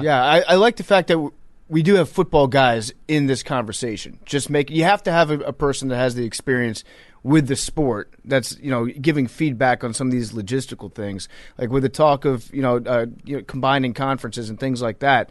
Right. I want people that have been actually on the ground helping to make these decisions. So as far as something like that goes, you're a lifetime Big Ten guy, and you see the conference realignment is a thing that's happening. Like it or not, it's going to be a thing over the next 10, 15 years. How do you balance protecting the conference right now with ensuring the future financial aspects of all the schools that are involved in the conversation? Well, you have to evaluate what they bring to the table. What does a specific school bring to the table? How do they match our philosophy? Are they broad-based in their thinking as far as sports? Our league it believes in a broad base, not just football, broad base for sports throughout, with Olympic sports, et cetera. Academically, we want somebody that fits. And so all those things. And plus we need eyeballs, somebody that draws, that has a following and has viewers that bring something to the table as far as our TV package. Yeah. I want to read a story to you real quick because I just want you to comment on it because it's very funny to me. This is from Carlos Fowler. He said, Barry was the epitome of, I would say, Tony Soprano. One day he invited all the offensive and defensive linemen out to his house for a barbecue. We were all excited. We think we're going to go chill with Barry out at his house. He had us out there to move his hot tub into his house. He was truly the godfather of Wisconsin football. I think he's exaggerating a bit on that. But did they move a hot tub for you? No, I've never done that. Who the hell wants a hot tub in the house? That would be a great story, though. I believe it. Let's just say that one's true. You know what? They all told me that. I used to drive, always had it since I've been here. I've driven a big Cadillac that that a local dealer gives me. And they always want to see what kind of ride. They come back now, they want to see what kind of ride I have. So I've heard that forever, I mean, I can put myself in your shoes, and you see these big linemen walking around all day. You have to start thinking, like, I could use these guys for chores around the house. The thought has definitely occurred to you at some point. I want them to play football for me. That's why I brought them here. I want to keep them happy. I want to feed them. And I want them to play their ass off for me. What's the youngest guy that you've ever offered a scholarship to, like after a verbal deal? I probably never went below it. I can't remember ever offering a sophomore even. Huh? I've never gone for that. Yeah. I just we stayed pretty even keel. Junior year we're going to offer very few sophomores over the time that I was here. What's so Arch Manning obviously is going to be a big story, his recruiting process. Clearly he's probably I'll say 99.9% chance he's not coming to the Big Ten, let alone Wisconsin. But how does that work from a recruiting perspective? Do you still send him a letter and be like, hey, if for some reason you woke up one day and wanted to come to Wisconsin, you have a full scholarship? Like the top level guys, do you just send it and be like, just so you know, you can come here? I haven't been in that business for a while, but absolutely you do. You got to take a shot at the top players in the country and see if there's some interest. As a matter of fact, I had his father and sister here. His sister, I think, was a sophomore at the time last year. Probably the year before last. She wanted to come up. Cooper wanted to bring his daughter up to see the campus, experience a Big Ten campus, and watch a volleyball game. So I know the family. Naturally, I nibbled around, but I had heard about Arch already. I think he was an 8th grader maybe by then. But yeah, absolutely. You go after the top guys. When Ron Dane won the Heisman, I decided, we're going to go after the top guys, top running backs in the country, and really put a full court press on. We'd get a visit out of them, but we couldn't close the deal. We just never could do that. So you have to know who you are when you're recruiting. And the one thing I want to do, I'm going to make damn sure that we get the kids out of our state first. For a Division I player, I want to get them, and we happen to have a lot of them this year. Yeah, in our state. Yeah, most of the line. And I like that because it is it's so fascinating watching college football and different fan bases. And I always thought, as a Badger fan, that the one strength that Wisconsin has always had is knowing who they are and what they are and not trying to deviate from that. Because if you have that consistency in a system of like, hey, this is what we do, we run the ball, this is how we're going to play, it can get you a long way. It can get you far without having to try to change everything. Yeah. If we'd be foolish to spread it out 5 wides and throw the ball all over the field because, for us to get, we're not going to get, maybe we'll get 1 or 2 kids from in-state that are high quality Division I skilled players. And the further you go away to recruit, the harder it is to get them. They're not going to travel through 4 or 5 Big Ten states to come to your school. That's just the way it works. Yeah. So you have to use common sense when you recruit, and whatever you can recruit to. Now, when I was at Notre Dame, I could get into any living room in the country. You might not be able to sign them. They may not be able to get in school there, but you can get into you go after the very cream of the crop, and you can get in that living room talking to the kid and the parents. Mm-hmm. Yeah. Was it ever possible to get a kid from Texas or Florida? If they came up and they were on campus at Wisconsin on a nice day, if it was sunny, 70 degrees, would that be way more likely to get them than if they came up there and it was 40 and rainy? Yeah, I want to. You know what? If I can get them up here spring and summer, we're going to have a real good shot to get them. Yes. But unfortunately, especially the years when I recruited, you like to get them to camp in the summer, where you can show them the campus. But if they didn't come to camp and you're bringing them on campus after Christmas, maybe a little couple before Christmas, but it's going to be January and February when you bring them here. They're going to look outside of our student union. We've got a beautiful, beautiful lake, 2 lakes right there. And they see those fishing huts out there. A kid asked me one time, I said, how do you like our place? He said, I really like it but I'm really surprised that they haven't developed all that property out there. He's looking at a lake frozen over with fishing huts on it. Oh, I love it. I got a kind of a hypothetical situation for you here. Okay, let's say it's this Saturday. You're getting ready for the game. Paul Chris gets stuck in traffic. The entire coaching staff gets stuck in traffic. Your phone rings, and they're like, Barry, coach, we don't have any other options. Our entire coaching staff is not going to be able to make it to the game. We've got a chopper for you in your lawn right now. We need you to step up and interim coach one game. Could you do it? Again? Hell yeah. That's like riding a bike, boys. Yeah. Do you miss it? I miss the kids. I miss the relationship with the players. Miss the relationship with your staff. That's the thing I miss the most. But I was still close to it all those years as the athletic director. My office overlooks the practice field. I watch practice every day. I've had the last 9 years. I've had a grandson on the team, so I felt very close to it, and so that really helped. Yeah. Toughest place to play in the Big Ten, and then maybe give me the country as well, because you've obviously played in a lot of different stadiums. Yeah, I say the toughest place in the Big Ten is Iowa. Yep. And the reason for that is their stands are about – they can actually reach over and hit the guy on the bench almost. And they're in those kids' ears now, and they wear them out. And if you're not into the game or you have rabbit ears, they can really affect you. That's a hard place, and it's loud enough, even though they'll probably seat, I'm guessing, 60s, mid-60s, and you're going to play in front of 105 at Penn State, Ohio State, and Michigan. Michigan Stadium sits back. It's not quite as loud. Ohio State, you've got a track around it, so there's, you're separated from the stadium. Penn State's a loud field, but it's set back also. But I'd say Iowa, and as far as around the country, I've never been to Death Valley. I've never been to Florida or Alabama or some of the places, LSU, where they say is they're really tough places to play.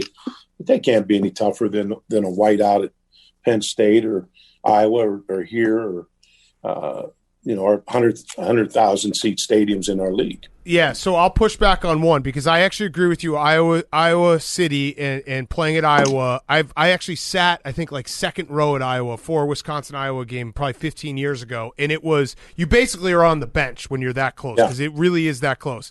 The only place, I've been to a lot of Big Ten stadiums, the only place that is on a different level is Death Valley on a Saturday night, LSU. That is a sound that I don't think I've ever heard before. And it like actually hurts your ears how loud it is. And we went to a game where LSU scored 0 points. They got shut out by Alabama. So they didn't have a lot of cheering going on. But before the game, that was the loudest crowd I've ever been a part of and ever seen. So, but I agree. I mean, every other stadium put it up with every other stadium in the SEC. Yeah, I'd heard about LSU, had never been there. That's why I mentioned it. But I'll take your word for it. Yeah, it's something else. Yeah. It really is. Who's the best player that you've ever coached? Probably Joe Thomas. Mm-hmm. Joe came in. Joe actually wanted to be a two-sport athlete. He played 3 sports in high school, but he wanted to go to the Olympics and throw the shot and disc. But he was very analytical. When he was a true freshman, we were getting ready for the bowl game. We had some injuries in the defensive line. After 2 practices, all of a sudden he's in the rotation to play defensive line as well as offensive line. He played. When he got to the league, I think he gave up 1 sack his rookie year and didn't miss a game for all those years until his very last year in the league. Very, very analytical, real smart player, very athletic. But he was the best. Yeah, have you noticed a difference over the years? And Joe Thomas is one of the guys I think that was involved in the transition of offensive linemen sometimes becoming less just big, fatter guys and becoming legitimate athletes that are, just kind of these freaks of nature that are able to run faster than, a lot of high school wide receivers, but also, 320 pounds. Yeah, I don't think I don't think you see a lot of big fat guys playing. Right. They're big guys. Don't get big fat guys confused with big guys. Yes. But we had a kid named Aaron Gibson who was a mauler, and we trimmed him down from 420 to about 365 or so, and he was really good. He's right there with he wasn't as athletic, but he could do a flat out split, put his chest on the ground. I mean, he was a freak. Now, he was a hell of a player. I liked him going against people. Yeah. So along those same lines, I'd have to imagine. I mean, you are a true football guy. Football is your life. Was there ever a better feeling when you get into a game and you just know that there's nothing they can do to stop you from running the ball? When it's like, we are bigger and stronger and we're just going to run the ball 20 times in a row and there's nothing they can do about it. And I'd keep telling my offensive coordinator, don't get bored. Just keep handing it off. We don't have to get fancy here. We're going to beat the hell out of them. We're going to pound them. I love that. I love that feeling. If you can just keep running the ball as a defensive coordinator, you're helpless. You can't do anything. You can call anything you want. You can bring as many guys into the box you want, and they still run the ball. That's a long day, man. Yeah, it's got to be a great feeling. All right, so, Coach, I have one last question. This has been fantastic. I really appreciate you joining us. This is the toughest question. As the AD, have you gotten over the Duke loss? Because I have not. And Duke fans will always say I'm salty about 2015, and I'll say, hell yeah, I'm salty. That will never happen again, leading halftime of the national championship game. Are you over it? Because maybe you being over it could get me over it. I'm pissed because the officials changed how they called the game from first to second half. Thank you. Coach K paid him off. They didn't pay him off, but I tell you what, that's part of coaching. I give the credit to Coach K. He wore him out. Bo's pretty good. He does his own fair job of working the officials. But Coach K worked them really hard, especially hard, and they changed how they called the game. And I will say that to my dying day. Okay, so you are exactly like me. You're not over it. Good. I feel good. Time with that. We should have won a national championship. Yeah, sorry. I feel good that because the people will just come at me all the time. Be like, dude, it's been 6 years. Get over it. I'm like, no, I'm not. I refuse to get over it. I will never, ever get over it. You don't get there that often. Right. Right. You got to win when you got a chance. Oh, man. Small part of me died in that field house that night. I say it. It's still sitting there in the end zone. It's just sitting there, and it's just never coming back. So what are you going to do? That's why they play the games, I guess. That's right. Yeah. Well, that's gamesmanship. That's part of coaching. Yeah. If you can influence the officials, that's what you do. Yeah. You got to work them. PFT, you want to get him on officially? Do you want? So as I mentioned earlier, we do the Low Man Trophy every year. So we've got an esteemed crew of fullbacks that currently vote on it. It's John Kuhn, Lorenzo Neal. Just a bunch of guys. Alec Ingold obviously is on it as a past winner. Could we just say that you're on the committee? You could be on the committee if you want, but we need to get absolutely. Okay, great. Absolutely. So we're going to start doing our poll. I think late November is when we put out the first ballot, and then we announce it mid-December. So it's finally an award that recognizes a true fullback position in college football. All right, awesome, Coach. We'll be in touch. And we'll get your ballot. Yeah. Glad to have you on the committee. And hopefully I'll see you Saturday. Okay, very good, guys. Yeah, if you need anyone to come into the locker room, after a win and pump everyone up, I will be there, so I'll be around. I'll send that word to Paul. Yeah, right. Just let him know. Or Patrick Herb can get me in there. Okay. Tell him we'll figure it out. You're available. Yes, okay. I am available. Coach, thanks so much. Thanks, Coach. All right, guys. Have a good day. See ya. Good to meet you. Barry Alvarez is brought to you by our great friends over at Cross Country Mortgage. Cross Country Mortgage is much like us at Barstool. They're a people-first group of people. They're dedicated to the fundamentals of mortgage lending, which results in a fast, convenient, and less stressful home financing or refinancing experience. Rates are unbelievably low right now. Don't pay the bank more money than you need to. Our friends over at Cross Country Mortgage make it super simple to figure out how much you can save on a monthly basis and over the lifetime of your loan. The numbers can be very staggering, and you don't know how much you can save unless you actually talk to an expert and you figure it out. Cross Country Mortgage is the best because they are people. Okay, they love people. They love dealing with you. They love making your lives easier. It can be very stressful to buy a house. It can be very stressful to refinance a house. But Cross Country Mortgage is going to hook you up and make that experience as pain-free as humanly possible. And again, rates are at all-time lows. They might not ever get this low again. You can call today, get a fast free rate quote. You can save a lot of money. Go to crosscountrymortgage.com/barstool to learn more about your future home buying experience or refinance your current mortgage. Cross Country Mortgage LLC, NMLS 3029, all loans subject to underwriting approval, www.nmlsconsumeraccess.org. Garrett McNamara is about to be brought to you by our very good friends over at Simply Safe. It's pop quiz time. How many people do you think had a package stolen from their front porch this year? Just found this out. It really bugs me. 43% of online shoppers had a package stolen by porch pirates in 2020. Simply Safe, my favorite home security company, is trying to do something about this. It's big news from Simply Safe. They just launched their new wireless outdoor security camera. So, with their outdoor security camera, it's engineered with all the advanced tech and security features that you want and need to help keep you and your family safe. It's got an ultra-wide 140-degree field of vision. You can keep watch on your entire yard. It's 1080p with an 8x zoom. That means you can zoom in and clearly see things like faces and license plates. The camera has it all. It will protect your front porch. It will protect the outside of your home. Learn more about it at simplysafe.com/PMT. Simply Safe is offering 20% off your entire new system and your first month of monitoring for free.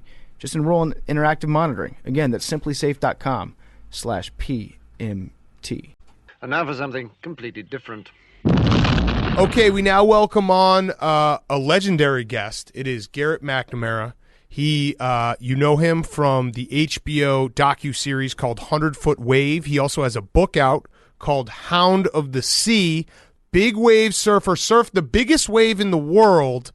I'm just going to say it right now, Garrett. You are the most badass guest we've ever had. So I'm going to say it. Dog the Bounty Hunter. No, I think Garrett might be number one because you are surfing the gnarliest waves in the world. You are coming to us from Portugal right now. Is that correct? Yeah, that means a lot coming from you guys because you are the guys when it comes to sports. And I'm here in Portugal at my mama's restaurant. It's called Celeste, and it's just like a fairy tale here in Portugal. It's just like little dreamland. All right, so let's talk. Actually, we got a lot to talk about your career and everything, but let's just talk about right this second and what you're doing. You're in Portugal? Are you just constantly waiting for a big wave? Are you constantly just staring at the ocean being like, all right, today's the day I'm just going to go out and surf the biggest wave in the world? Well, there's a weather forecast that we look at, most surfers, and it changes every 6 hours. And I look at it about 10 times in that 6 hours, even though it didn't change. Uh-huh. It's this weird fixation we have on just, I don't know why I do know why. I like to see exactly where the storm's coming from and then monitor how it actually affects the swells. They all come from a little bit different directions. So I'm here in Portugal monitoring the storms coming at us, coming out of the East Coast mostly, and training 2 times a day and getting everything ready. The waves will start coming in on the 13th. We got a nice little swell. And I'm just getting, that we got the jet ski trailers, we have the jet skis, you have the boards, you have the warehouse, you got all the equipment. And so, it's really about teamwork and surrounding yourself with the right people and the right energy and having everything prepared. Yeah. I was watching the documentary and it struck me just right off the bat that you have a physical attachment to the ocean. You have. I feel like you're addicted to the ocean. Like when you spend too much time away from the sea, do you actually start to miss it? Do you crave the ocean? In my younger days, I couldn't handle being out of the water for very long, and it's weird. These days, I can be out for a while, and like I'll be thinking, I'm okay out of the water. I could actually be okay not going in the water, and then once I get back in the water, I'm just like, how could I ever think that? It's just the most beautiful, just jumping in the water, paddling or getting on the rope and towing, and you feel just connected to something so much bigger than you, and you feel so insignificant, but also significant when you think about how we are connected and how we are all so connected and everything is connected by energy. And the ocean is just, it's so amazing out there in the ocean. I did notice you said something that struck me, is that you, when you have a big wave, you're not conquering the ocean, you're dancing with the ocean. Do you feel when you go out there like days where you feel like, all right, I am fully in tune with the ocean, or days almost like playing basketball, like, oh, my jump shot's on today, or it's not? Do you have days where you're like, I'm one with the ocean here, and other days you're like, it's just not jiving, we're not connecting how I want it to? There's definitely days like that. Whenever I'm out on a really big day of consequence and I'm looking to accomplish something, I do a quick little reset, connect to the moment. And it's a real basic exercise where I blow all my air out. And then a third time I blow it all out with my eyes closed. And then I open my eyes and just look around and connect to everything and see and feel and know that what I'm looking to achieve will come. And that's usually when the wave of my life comes, on those amazing days when it's, different than all the other days, the big days or the perfect days when there's perfect barrels. So I think that you're probably the world's foremost expert on hunting big waves. You're a big wave hunter. You know all about. It sounds like you've done a lot of research in meteorology, and you know the weather patterns, and you know how the topography of a area will affect the size of a swell and all that.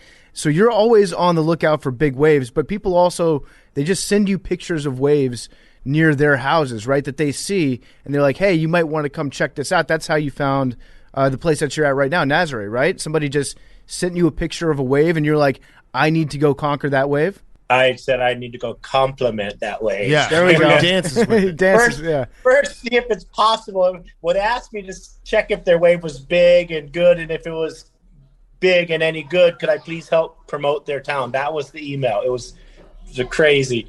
It just happens to be it was the biggest wave I've ever seen, and at times perfection, and other times very unperfect and very challenging. That's what's so special about Nazare. You really never know what you're going to get, so you always keeps you on your toes, and there's always something new.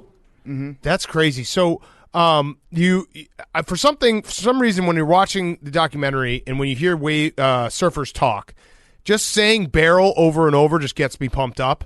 And if you should go watch the documentary, it's awesome on HBO. But they talked about how you basically retired, and then you came back. You fell back in love with it. You tried the regular life for a while, and then you got spat out of one of the most perfect barrels of all time at Jaws, correct? And do those type of surfs, do you dream about that? Do you still think about that? Because the way everyone was talking about in the docuseries about the barrel and how perfect it was, it got me so pumped up. Well, put it this way. I love being in the barrel so much, I named my son Barrel. Yes. And the barrel is just this place where it seems like time stands still, and you're in this perfect, I don't know how you're in this cave, and you're looking out at either the landscape or the ocean, and sometimes the barrel turns and you can't even see out, and you can just, it's like time stands still, and you're working on getting out, and when you get spit out of the perfect barrel, there's nothing like it. Nothing in surfing compares to it. How long does that high last? How long does it last if you get spit out of the perfect barrel, or you have an 80-foot wave, or maybe when you get, you break the record again? How long does that kind of stick with you? And how long does it take to come down to reality? Oh my God, I just did that. As you're getting barreled and you come out, and it's just overwhelming. And it depends on what barrel. If it's the biggest, best barrel of your life, it's overwhelming. You're on cloud 9. You're having the best day of your life. And the craziest thing about surfing is you can go back out, and then somebody drops in on you, or your jet ski driver does something you don't like, or something just all of a sudden it's a roller coaster ride of emotions. You can be as high as you've ever been, and it can continue on for days or weeks, especially when you talk about it again. But you can also have the total opposite, where you get the best ride of your life, and then you're as high as you can be, and then the next wave something goes wrong and you're just like, you want to kill somebody. So it's an emotional roller coaster, and it's really challenging to deal with at times. Yeah, I bet. So you're on the hunt for a 100-foot wave. You're looking to surf the biggest wave possible. What happens when you surf the biggest wave in the world? Is there a time period where you sit back and you're like, I did it? Or how quickly after that are you out there looking for something new, something bigger than what you've just accomplished? One of the most satisfying feelings in surfing is pulling up to a wave that nobody's ever surfed and riding it for the first time. And all these waves that we know about and we've surfed or friends have surfed, they share with us what they're like and how they break. But when you pull up to a spot by yourself with your buddy and you just start towing into waves that have never been surfed, there's no feeling like it. It's just it's uncharted territory, and you don't know what you're getting yourself into. And if everything goes right, it's just like getting the best barrel of your life. So is climate change affecting like where the next big waves are going to be? Have you seen firsthand any evidence of like, okay, the waves here used to be a little bit smaller, now they're bigger, or the waves over here are getting a little bit smaller, time to go find a new spot? About 15, 20 years ago with this oceanographer friend of mine, Pat Caldwell, we studied all the charts and all the swell data from like 1960. And there is really no rhyme or reason to the big days and how many big days are going to come in a year. And there is El Nino and there is La Nina.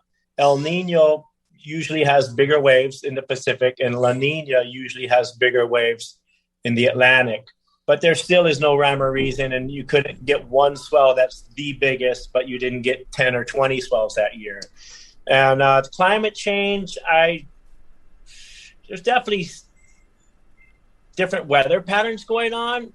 I live on the beach in Hawaii for the last 10 years, and I've been monitoring the shoreline and the way that the swells are affecting it. And we had this really strange pattern of north swells for like 5 years, all summer long, and it took our beach. And this year we had a bunch of west swells during the summer, and the beach stayed. So, I don't know if climate change is making any difference in the storms, but there's so much media and so much hype around all the storms that it really, everybody knows what's going on more everywhere. So it seems like climate change is doing, and it could be, the way that what we're doing to Mother Earth and how we're just depleting her and just taking and putting so much waste into the environment that it seems like climate change is a real thing, but I can't really say that it's affecting the weather patterns. Gotcha. So you just mentioned your son Beryl. I think you have 2 children. Or no, you have more than that. You have 5 kids, right? 6. 6 One kids. on the Oh, wow. Congrats. Well, that even speaks more to my question. Do you get 5 now with 1 on the way? Sorry. 1 on the way? Congratulations. Do you get scared? Do you have moments when you're out there and you're like, wait, I'm a father. I don't, I love surfing, but this is scary. I mean, I don't know. I read a lot about you and that you are able to conquer your fear or basically just throw it away. But I would imagine that there's moments where you have to be scared of these waves, no? If you're not ready, you haven't prepared, you didn't train properly and you didn't get your for me, it's my lung capacity nowadays, and a little bit of my shoulder injury still hold me back a teeny bit. But as long as you prepare, as long as I prepare and I know that I'm physically ready, then I'm not afraid at all. But if I'm not physically ready to go into situations that I'm putting myself into, then I do tend to let fear in. Fear is something we choose. Fear is when we're thinking about the past or the future, the past or the future, 2 things that don't exist. If we're in the moment, really just enjoying the moment, doing our best in the moment, then there is no fear. But lately I've been letting fear consume me. I've been choosing to be afraid because I don't feel physically ready to go where I want to go. So you do wrestle with fear. So it's the what's the old Point Break quote? It's like fear causes hesitation, and hesitation will cause your worst fears to come true. Do you like that? I mean, it's a surfer movie. I'm sure it's more of a bank robbing movie. That's an embrace debate. I don't know. Yeah. It could be a Christmas movie. It could be one or the other. Which one do you think? Point Break, just a side tangent. Bank robbing movie or surfing movie? A Point Break? Yeah, is it bank robbing movie or surfing movie in your estimation? It's a nice little mix. Yeah, but if you had to choose one. They did a good job. It's really hard to put Hollywood in surfing because the actors, it doesn't work. Big Wednesday, it worked. The movie The North Shore is pretty funny, and it worked. But Point Break probably was the closest. Blue Crush was all right, too. Those are the two late recent movies, or not recent anymore, but those are the two movies that did pretty well at bridging the gap between Hollywood and surfing. So back to the fear thing. What's the longest you've been thrown underwater? Like, what's the longest it has been is taken you to come up from a wave when you get tossed? I think it was last year here in Nazareth. I was down for like 35 seconds on one wave, and I was down for 45 seconds on the second wave. And it was I really enjoyed it. It's on episode 6. You really enjoyed it. Wow, okay, I can do this. Wait, so talk us through like what happens when you get tossed. You're holding your breath. You're letting the wave take you, and then when the wave is kind of done, has it ever been you swam the wrong direction or you didn't know which way you were facing? After you come up, or when you finally come up, you're dizzy. You don't know which way is which. You're still going in circles. You're trying to gather your senses, and it's all white. It's usually all white. And then you're trying to figure out where the big white water is. That's the next wave coming at you, so you can get under it. And you're totally discombobulated. You don't know which way is in and which way is out until it doesn't take too long where you finally refocus, recenter, and then hopefully the next wave didn't roll over you already. Mm-hmm. Yeah. And when you go underwater, if you suffer a pretty severe wipeout, you go under. This might be a dumb question, but it's because I've never surfed, but I've always wondered, are there times when you don't know which way is up and you're trying to get out of the wave, you're trying to get back to the air? Do you ever get actually like disoriented when you're under the water itself? Every time. Luckily, nowadays we have, not every time, but every time you get spun in different directions in a heavy wipeout, sometimes you'll go under a wave and it'll be nice and gentle and you'll get out the back. Other times, most of the time, you go down and then it's like a washing machine on spin cycle with King Kong just like shaking it around, and you don't know which way's up. Luckily, we have so much amazing flotation wetsuits, flotation gear, and inflation vests that we have underneath. With Body Glove, I've made the best flotation suit there is. And with Patagonia, they made the best inflation. And so we'll get pulled up. Whether we know which way is up or not, we're getting pulled up. So then all of a sudden we figure it out. Go ahead, Pietro. What's the biggest wave that you've ever body surfed? You know, it's a funny fact that I'm kind of allergic to salt water. And What? I roll in and I can't really stay in the water that long, so I'm not much of a body surfer. Wait. You're allergic to salt water and you're a big wave surfer? You're a professional surfer. Just try not to wipe out. As long as I'm above the water, I'm fine. That's actually great motivation. Yeah, it's like, well, if I wipe out, I'm just going to be itchy, so I better stay on this damn board. On the fear topic, fear. I do agree with the Point Break quote, but it also keeps you sharp and focused. If you're afraid to, you don't like almost like a cat out of water, like, or a cat.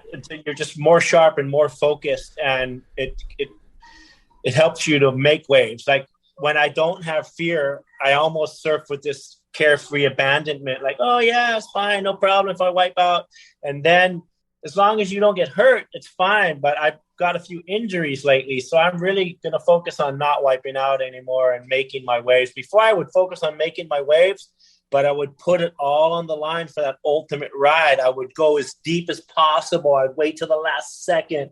Like you can let go of that rope and you can run to the shoulder and make the wave easily, or you can let go of that rope and fade back. And then, for lack of a better word, taunting and more of playing and dancing and complimenting and riding the wave the best it can be ridden, and that's riding it as deep as possible, but making it. That's crazy. So the one thing that struck me in the docuseries is you're basically like, listen, anyone can surf, but not anyone can surf big waves. You have no interest in like a 30-foot wave. You're out for the ultimate, truly, right? If it's perfect these days, I like perfect waves. If the waves are perfect and they're 30 feet, I'll be out there and have enough time in my life.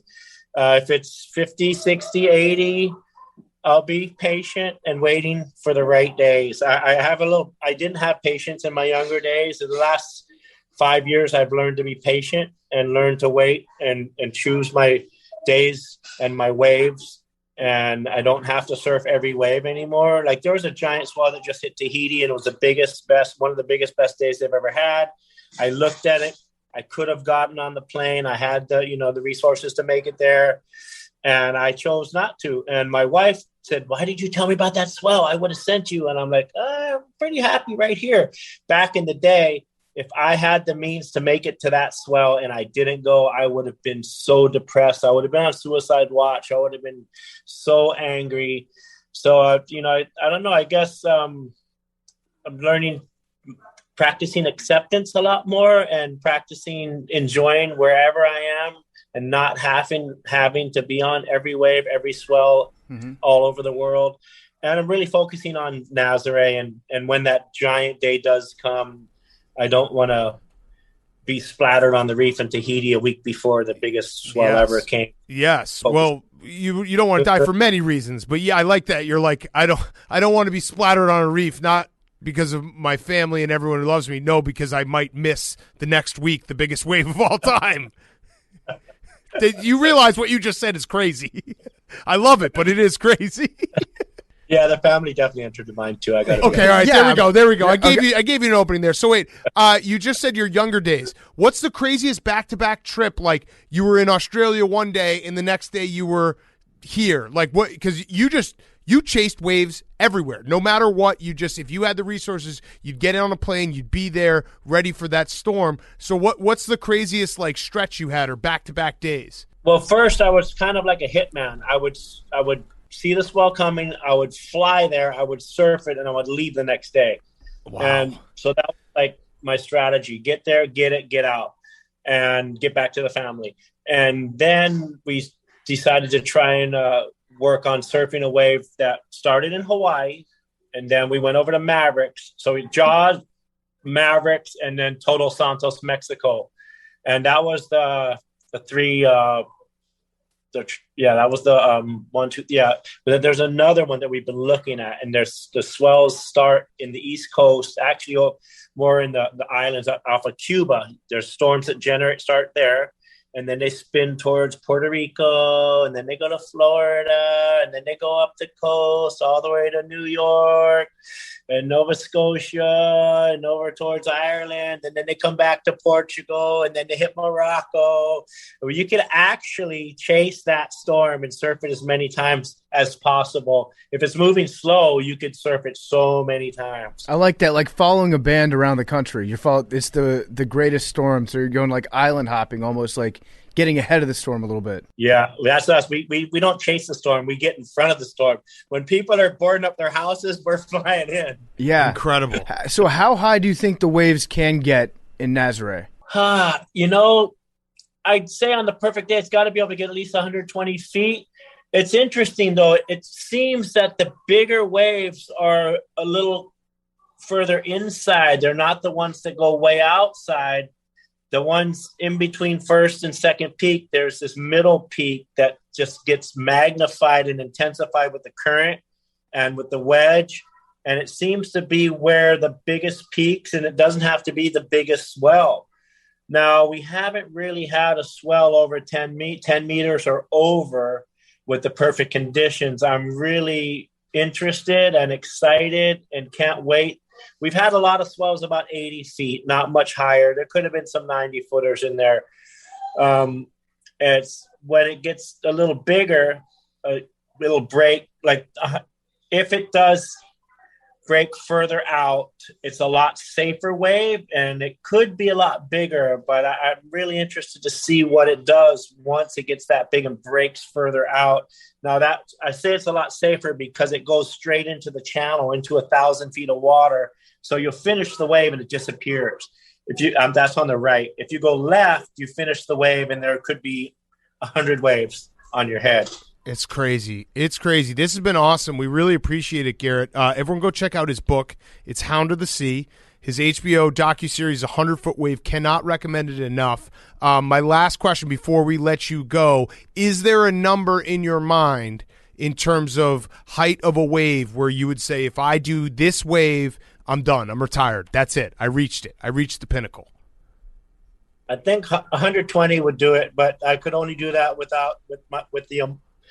my team, and with Andrew Cotton is my number one, and if I'm not on it, I'd like to be putting him on it. And I'm only as good as my team. My wife is always up there in the lighthouse with the walkie-talkie, ship-to-shore communication, and it's really what I'd like to say. It's really all about who you surround yourself with, the energy you choose to surround yourself with, your team.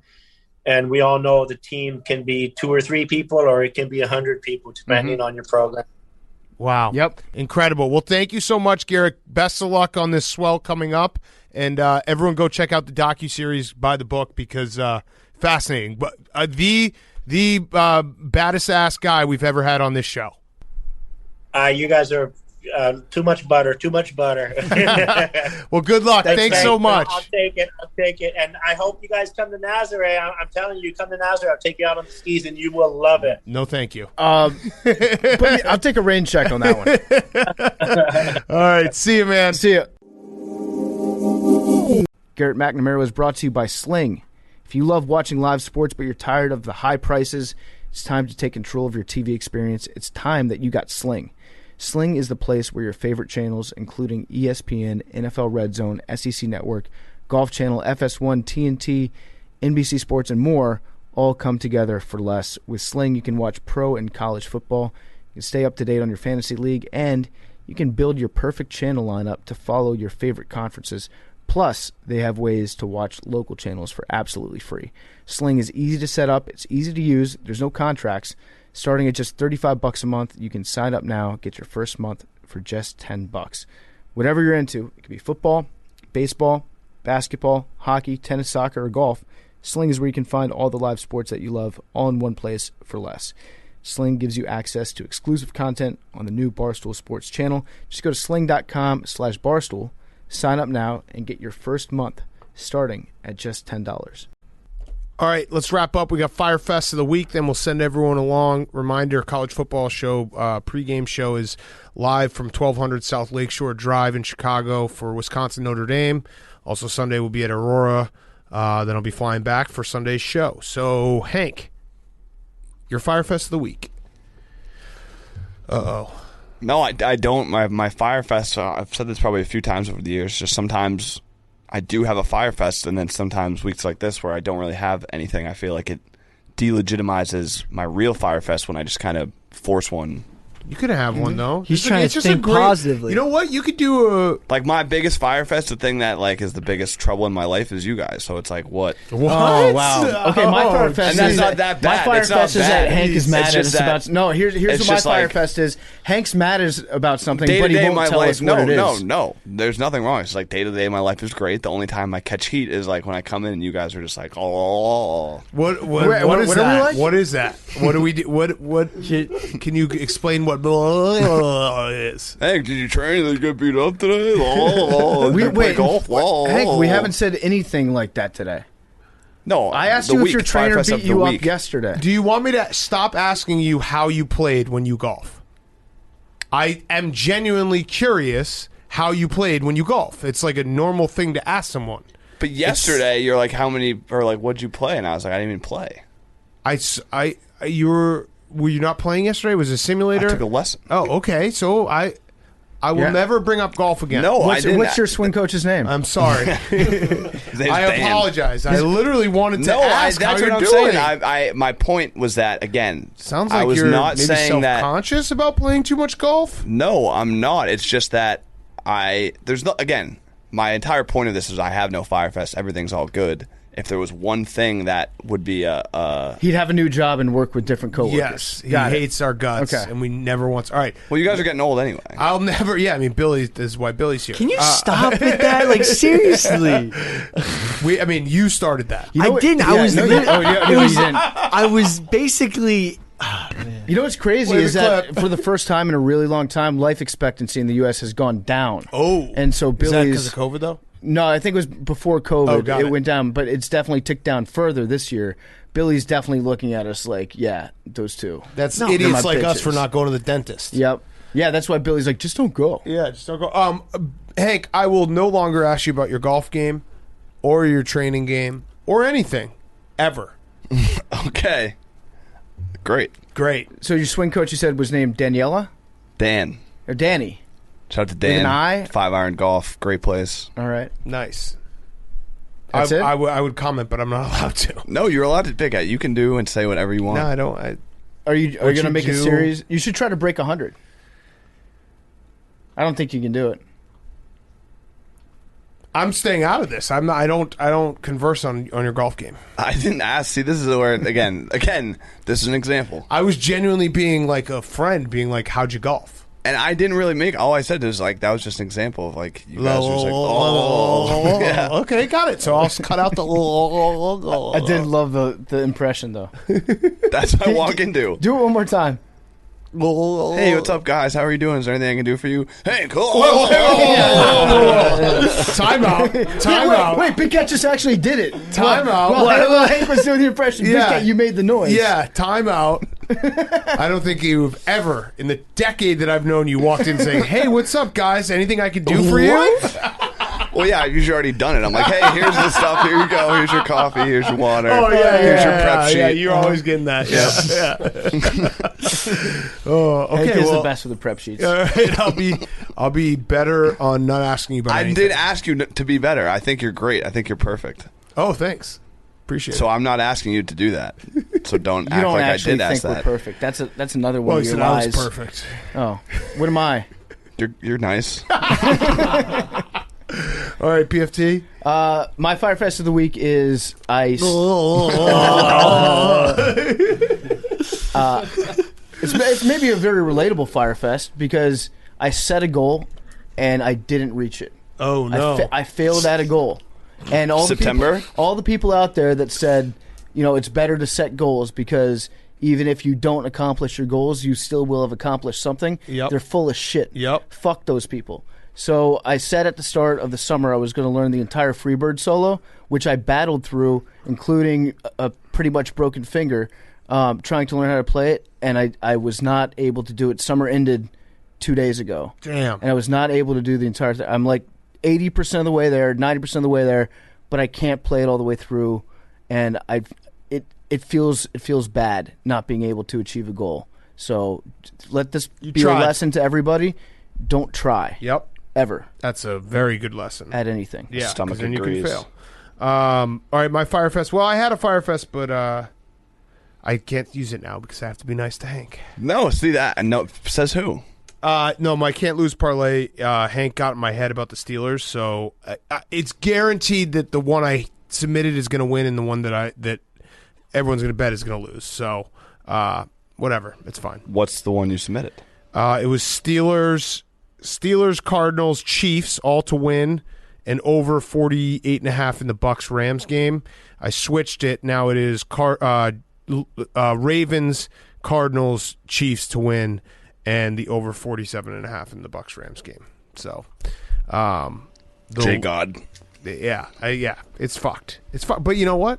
It's about the friends we made along the way. Agreed. Yeah, so we're good. We're great. We're Gucci. So Gucci. So Gucci. Gucci Mane. Insanely Gucci. Fresh out the pen. Billy, your Fyre Fest of the week. So I finally figured out how to pay my power bill. But turns out the person who's living where I'm living now didn't pay their power bill for the whole year. So it was a common problem. The person who moved in the year before me didn't know how to pay their power bill. But anyway, the power company thinks that I've been living there for the past year. So I have to figure out a way to prove that I just moved in. Let's skull fuck them. Besides my lease. I need to prove to them that I didn't live there haven't you been blogging your move with Ben Mentz? Can you submit a blog as evidence? I don't know. But that's the type of paperwork type stuff that I have really... Have them You just signed a call lease me. at the barn, didn't you? No, I didn't. That's why. There's no previous lease. Have him call me, and I'll just be like, yeah, it was really annoying when he lived an hour away, and he was never here. And I'll just get mad, and then they'll be like, all right, this guy's telling the truth. Okay. But it's like weird. I have to submit paperwork. Yeah, I got you. Just have him call me. Paperwork stresses me out. That's What? my Paperwork Fyre Fest. is the worst thing in the world. Just like writing. Anything. Any paperwork ever. In like submitting several documents. It's awful. Do you know who the old guy's name was? Yes, because I sometimes get his mail. I don't open it. I leave it. Mail fraud. You got to sign that guy up for a bunch of weird shit. You got to put him on all the mailing lists. Yes. You got to get back at him. Yeah. Or why don't you just keep going what he's been doing and then make the next person pay your late bill? I know. They would have never known if it wasn't for me being a good citizen. Yeah. Yeah, it's fucked up. All right, tell him to call me. I'll figure it out for you. I Thanks, promise. I promise. I actually would love to get in a fucking argument online. No, I'm serious. Like, No, if you can it's- get me on, I want to be on hold. No, but it's if more- you can get me the call, if you can get me someone on the phone, I would love to get in a good fucking sparring match. No, it's more like I gotta like submit several documents to prove it when I only have like one. Okay. All right. I will help though. I officially will help. Jake. My Fyre Fest is that my building constantly leaks from the roof. It just feels like it's raining all the time when you're walking in it. Is that a It's metaphor disgusting. for? Wait, Wow, that sucks. where? In your No, apartment? you're walking inside. So you're out on the street, on the corner of the apartment. Oh, onto the street. Yes. Got it. Mystery water is one of the finer things about living in the city of New York. Did you guys go to this? There's at the Starbucks next to our office. There's a fucking air conditioner right above the door, and I got drenched today. Yeah. You just get wet every time you walk So in. gross. It's awful. Kind of, yeah. When you do it, I'm on not the, going to say it, Jake. say I it. know where you're going with Say that it. one. But yeah, I get wet. You Yeah, do get wet. Ha, Jake, I didn't know you like to get wet. Yeah. All right, Billy. Anything that we missed? Yeah, the fire on top of the Saints Stadium was caused by a pressure washer that exploded due to the gasoline getting too hot on the top. Whoa. All right. I know that was something that we were concerned about. We didn't mention it on the show, but Yeah. I figured it out. Okay. Took a note. So they fix it?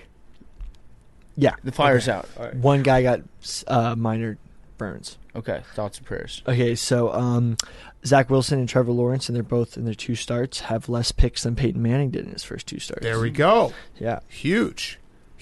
All right. That it? I'm not a drug guy. Okay. Good to point out. Yeah. Didn't ask, but that's good to point out. Billy 8-Ball. Yeah. No. No. Don't Stop. start that. PFT. Stop. What was it? Billy 8-Ball. Don't start that. My weight loss has nothing to do with drugs. But Okay. Numbers. 97. 94. 6. 18. 69. Groundhogs are the same as woodchucks. Duh. 1. We haven't had one. Oh, you know what this means? I mean, if you don't bet on the Bears after we just pulled one in Justin Fields, number 1. Come on. The signs, they're everywhere. That's not scoregami, is it, Jake? Third time. Wow.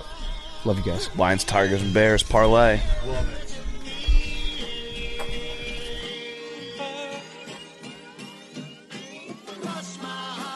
Talking away.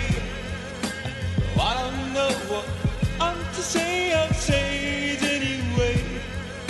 Today is another day to find you shying away. Oh, I'll be coming for your love, okay? Shying away. Oh, I'll be coming for your love, okay? Take on me.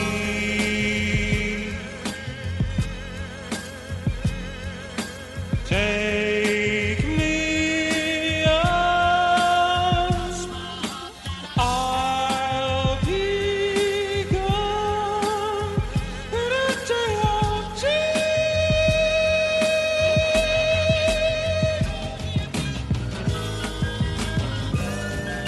Needless to say, I'm all the sentence, but I'll be stolen away. Slowly learning that life is okay. Say It's no better to be safe than sorry. Say up to me. It's no better to be safe than sorry. Take on me.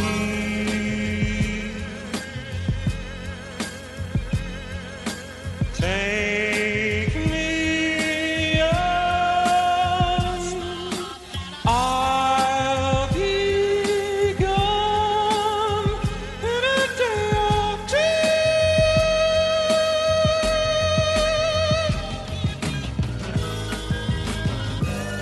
All things that you say is it delightful just to play my worries away. You're all the things I've got to remember. You shine away. I'll be coming for you anyway. You shine away. I'll be coming for you anyway. Take on me.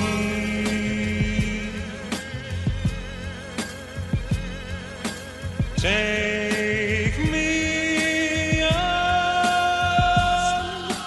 I'll be gone in a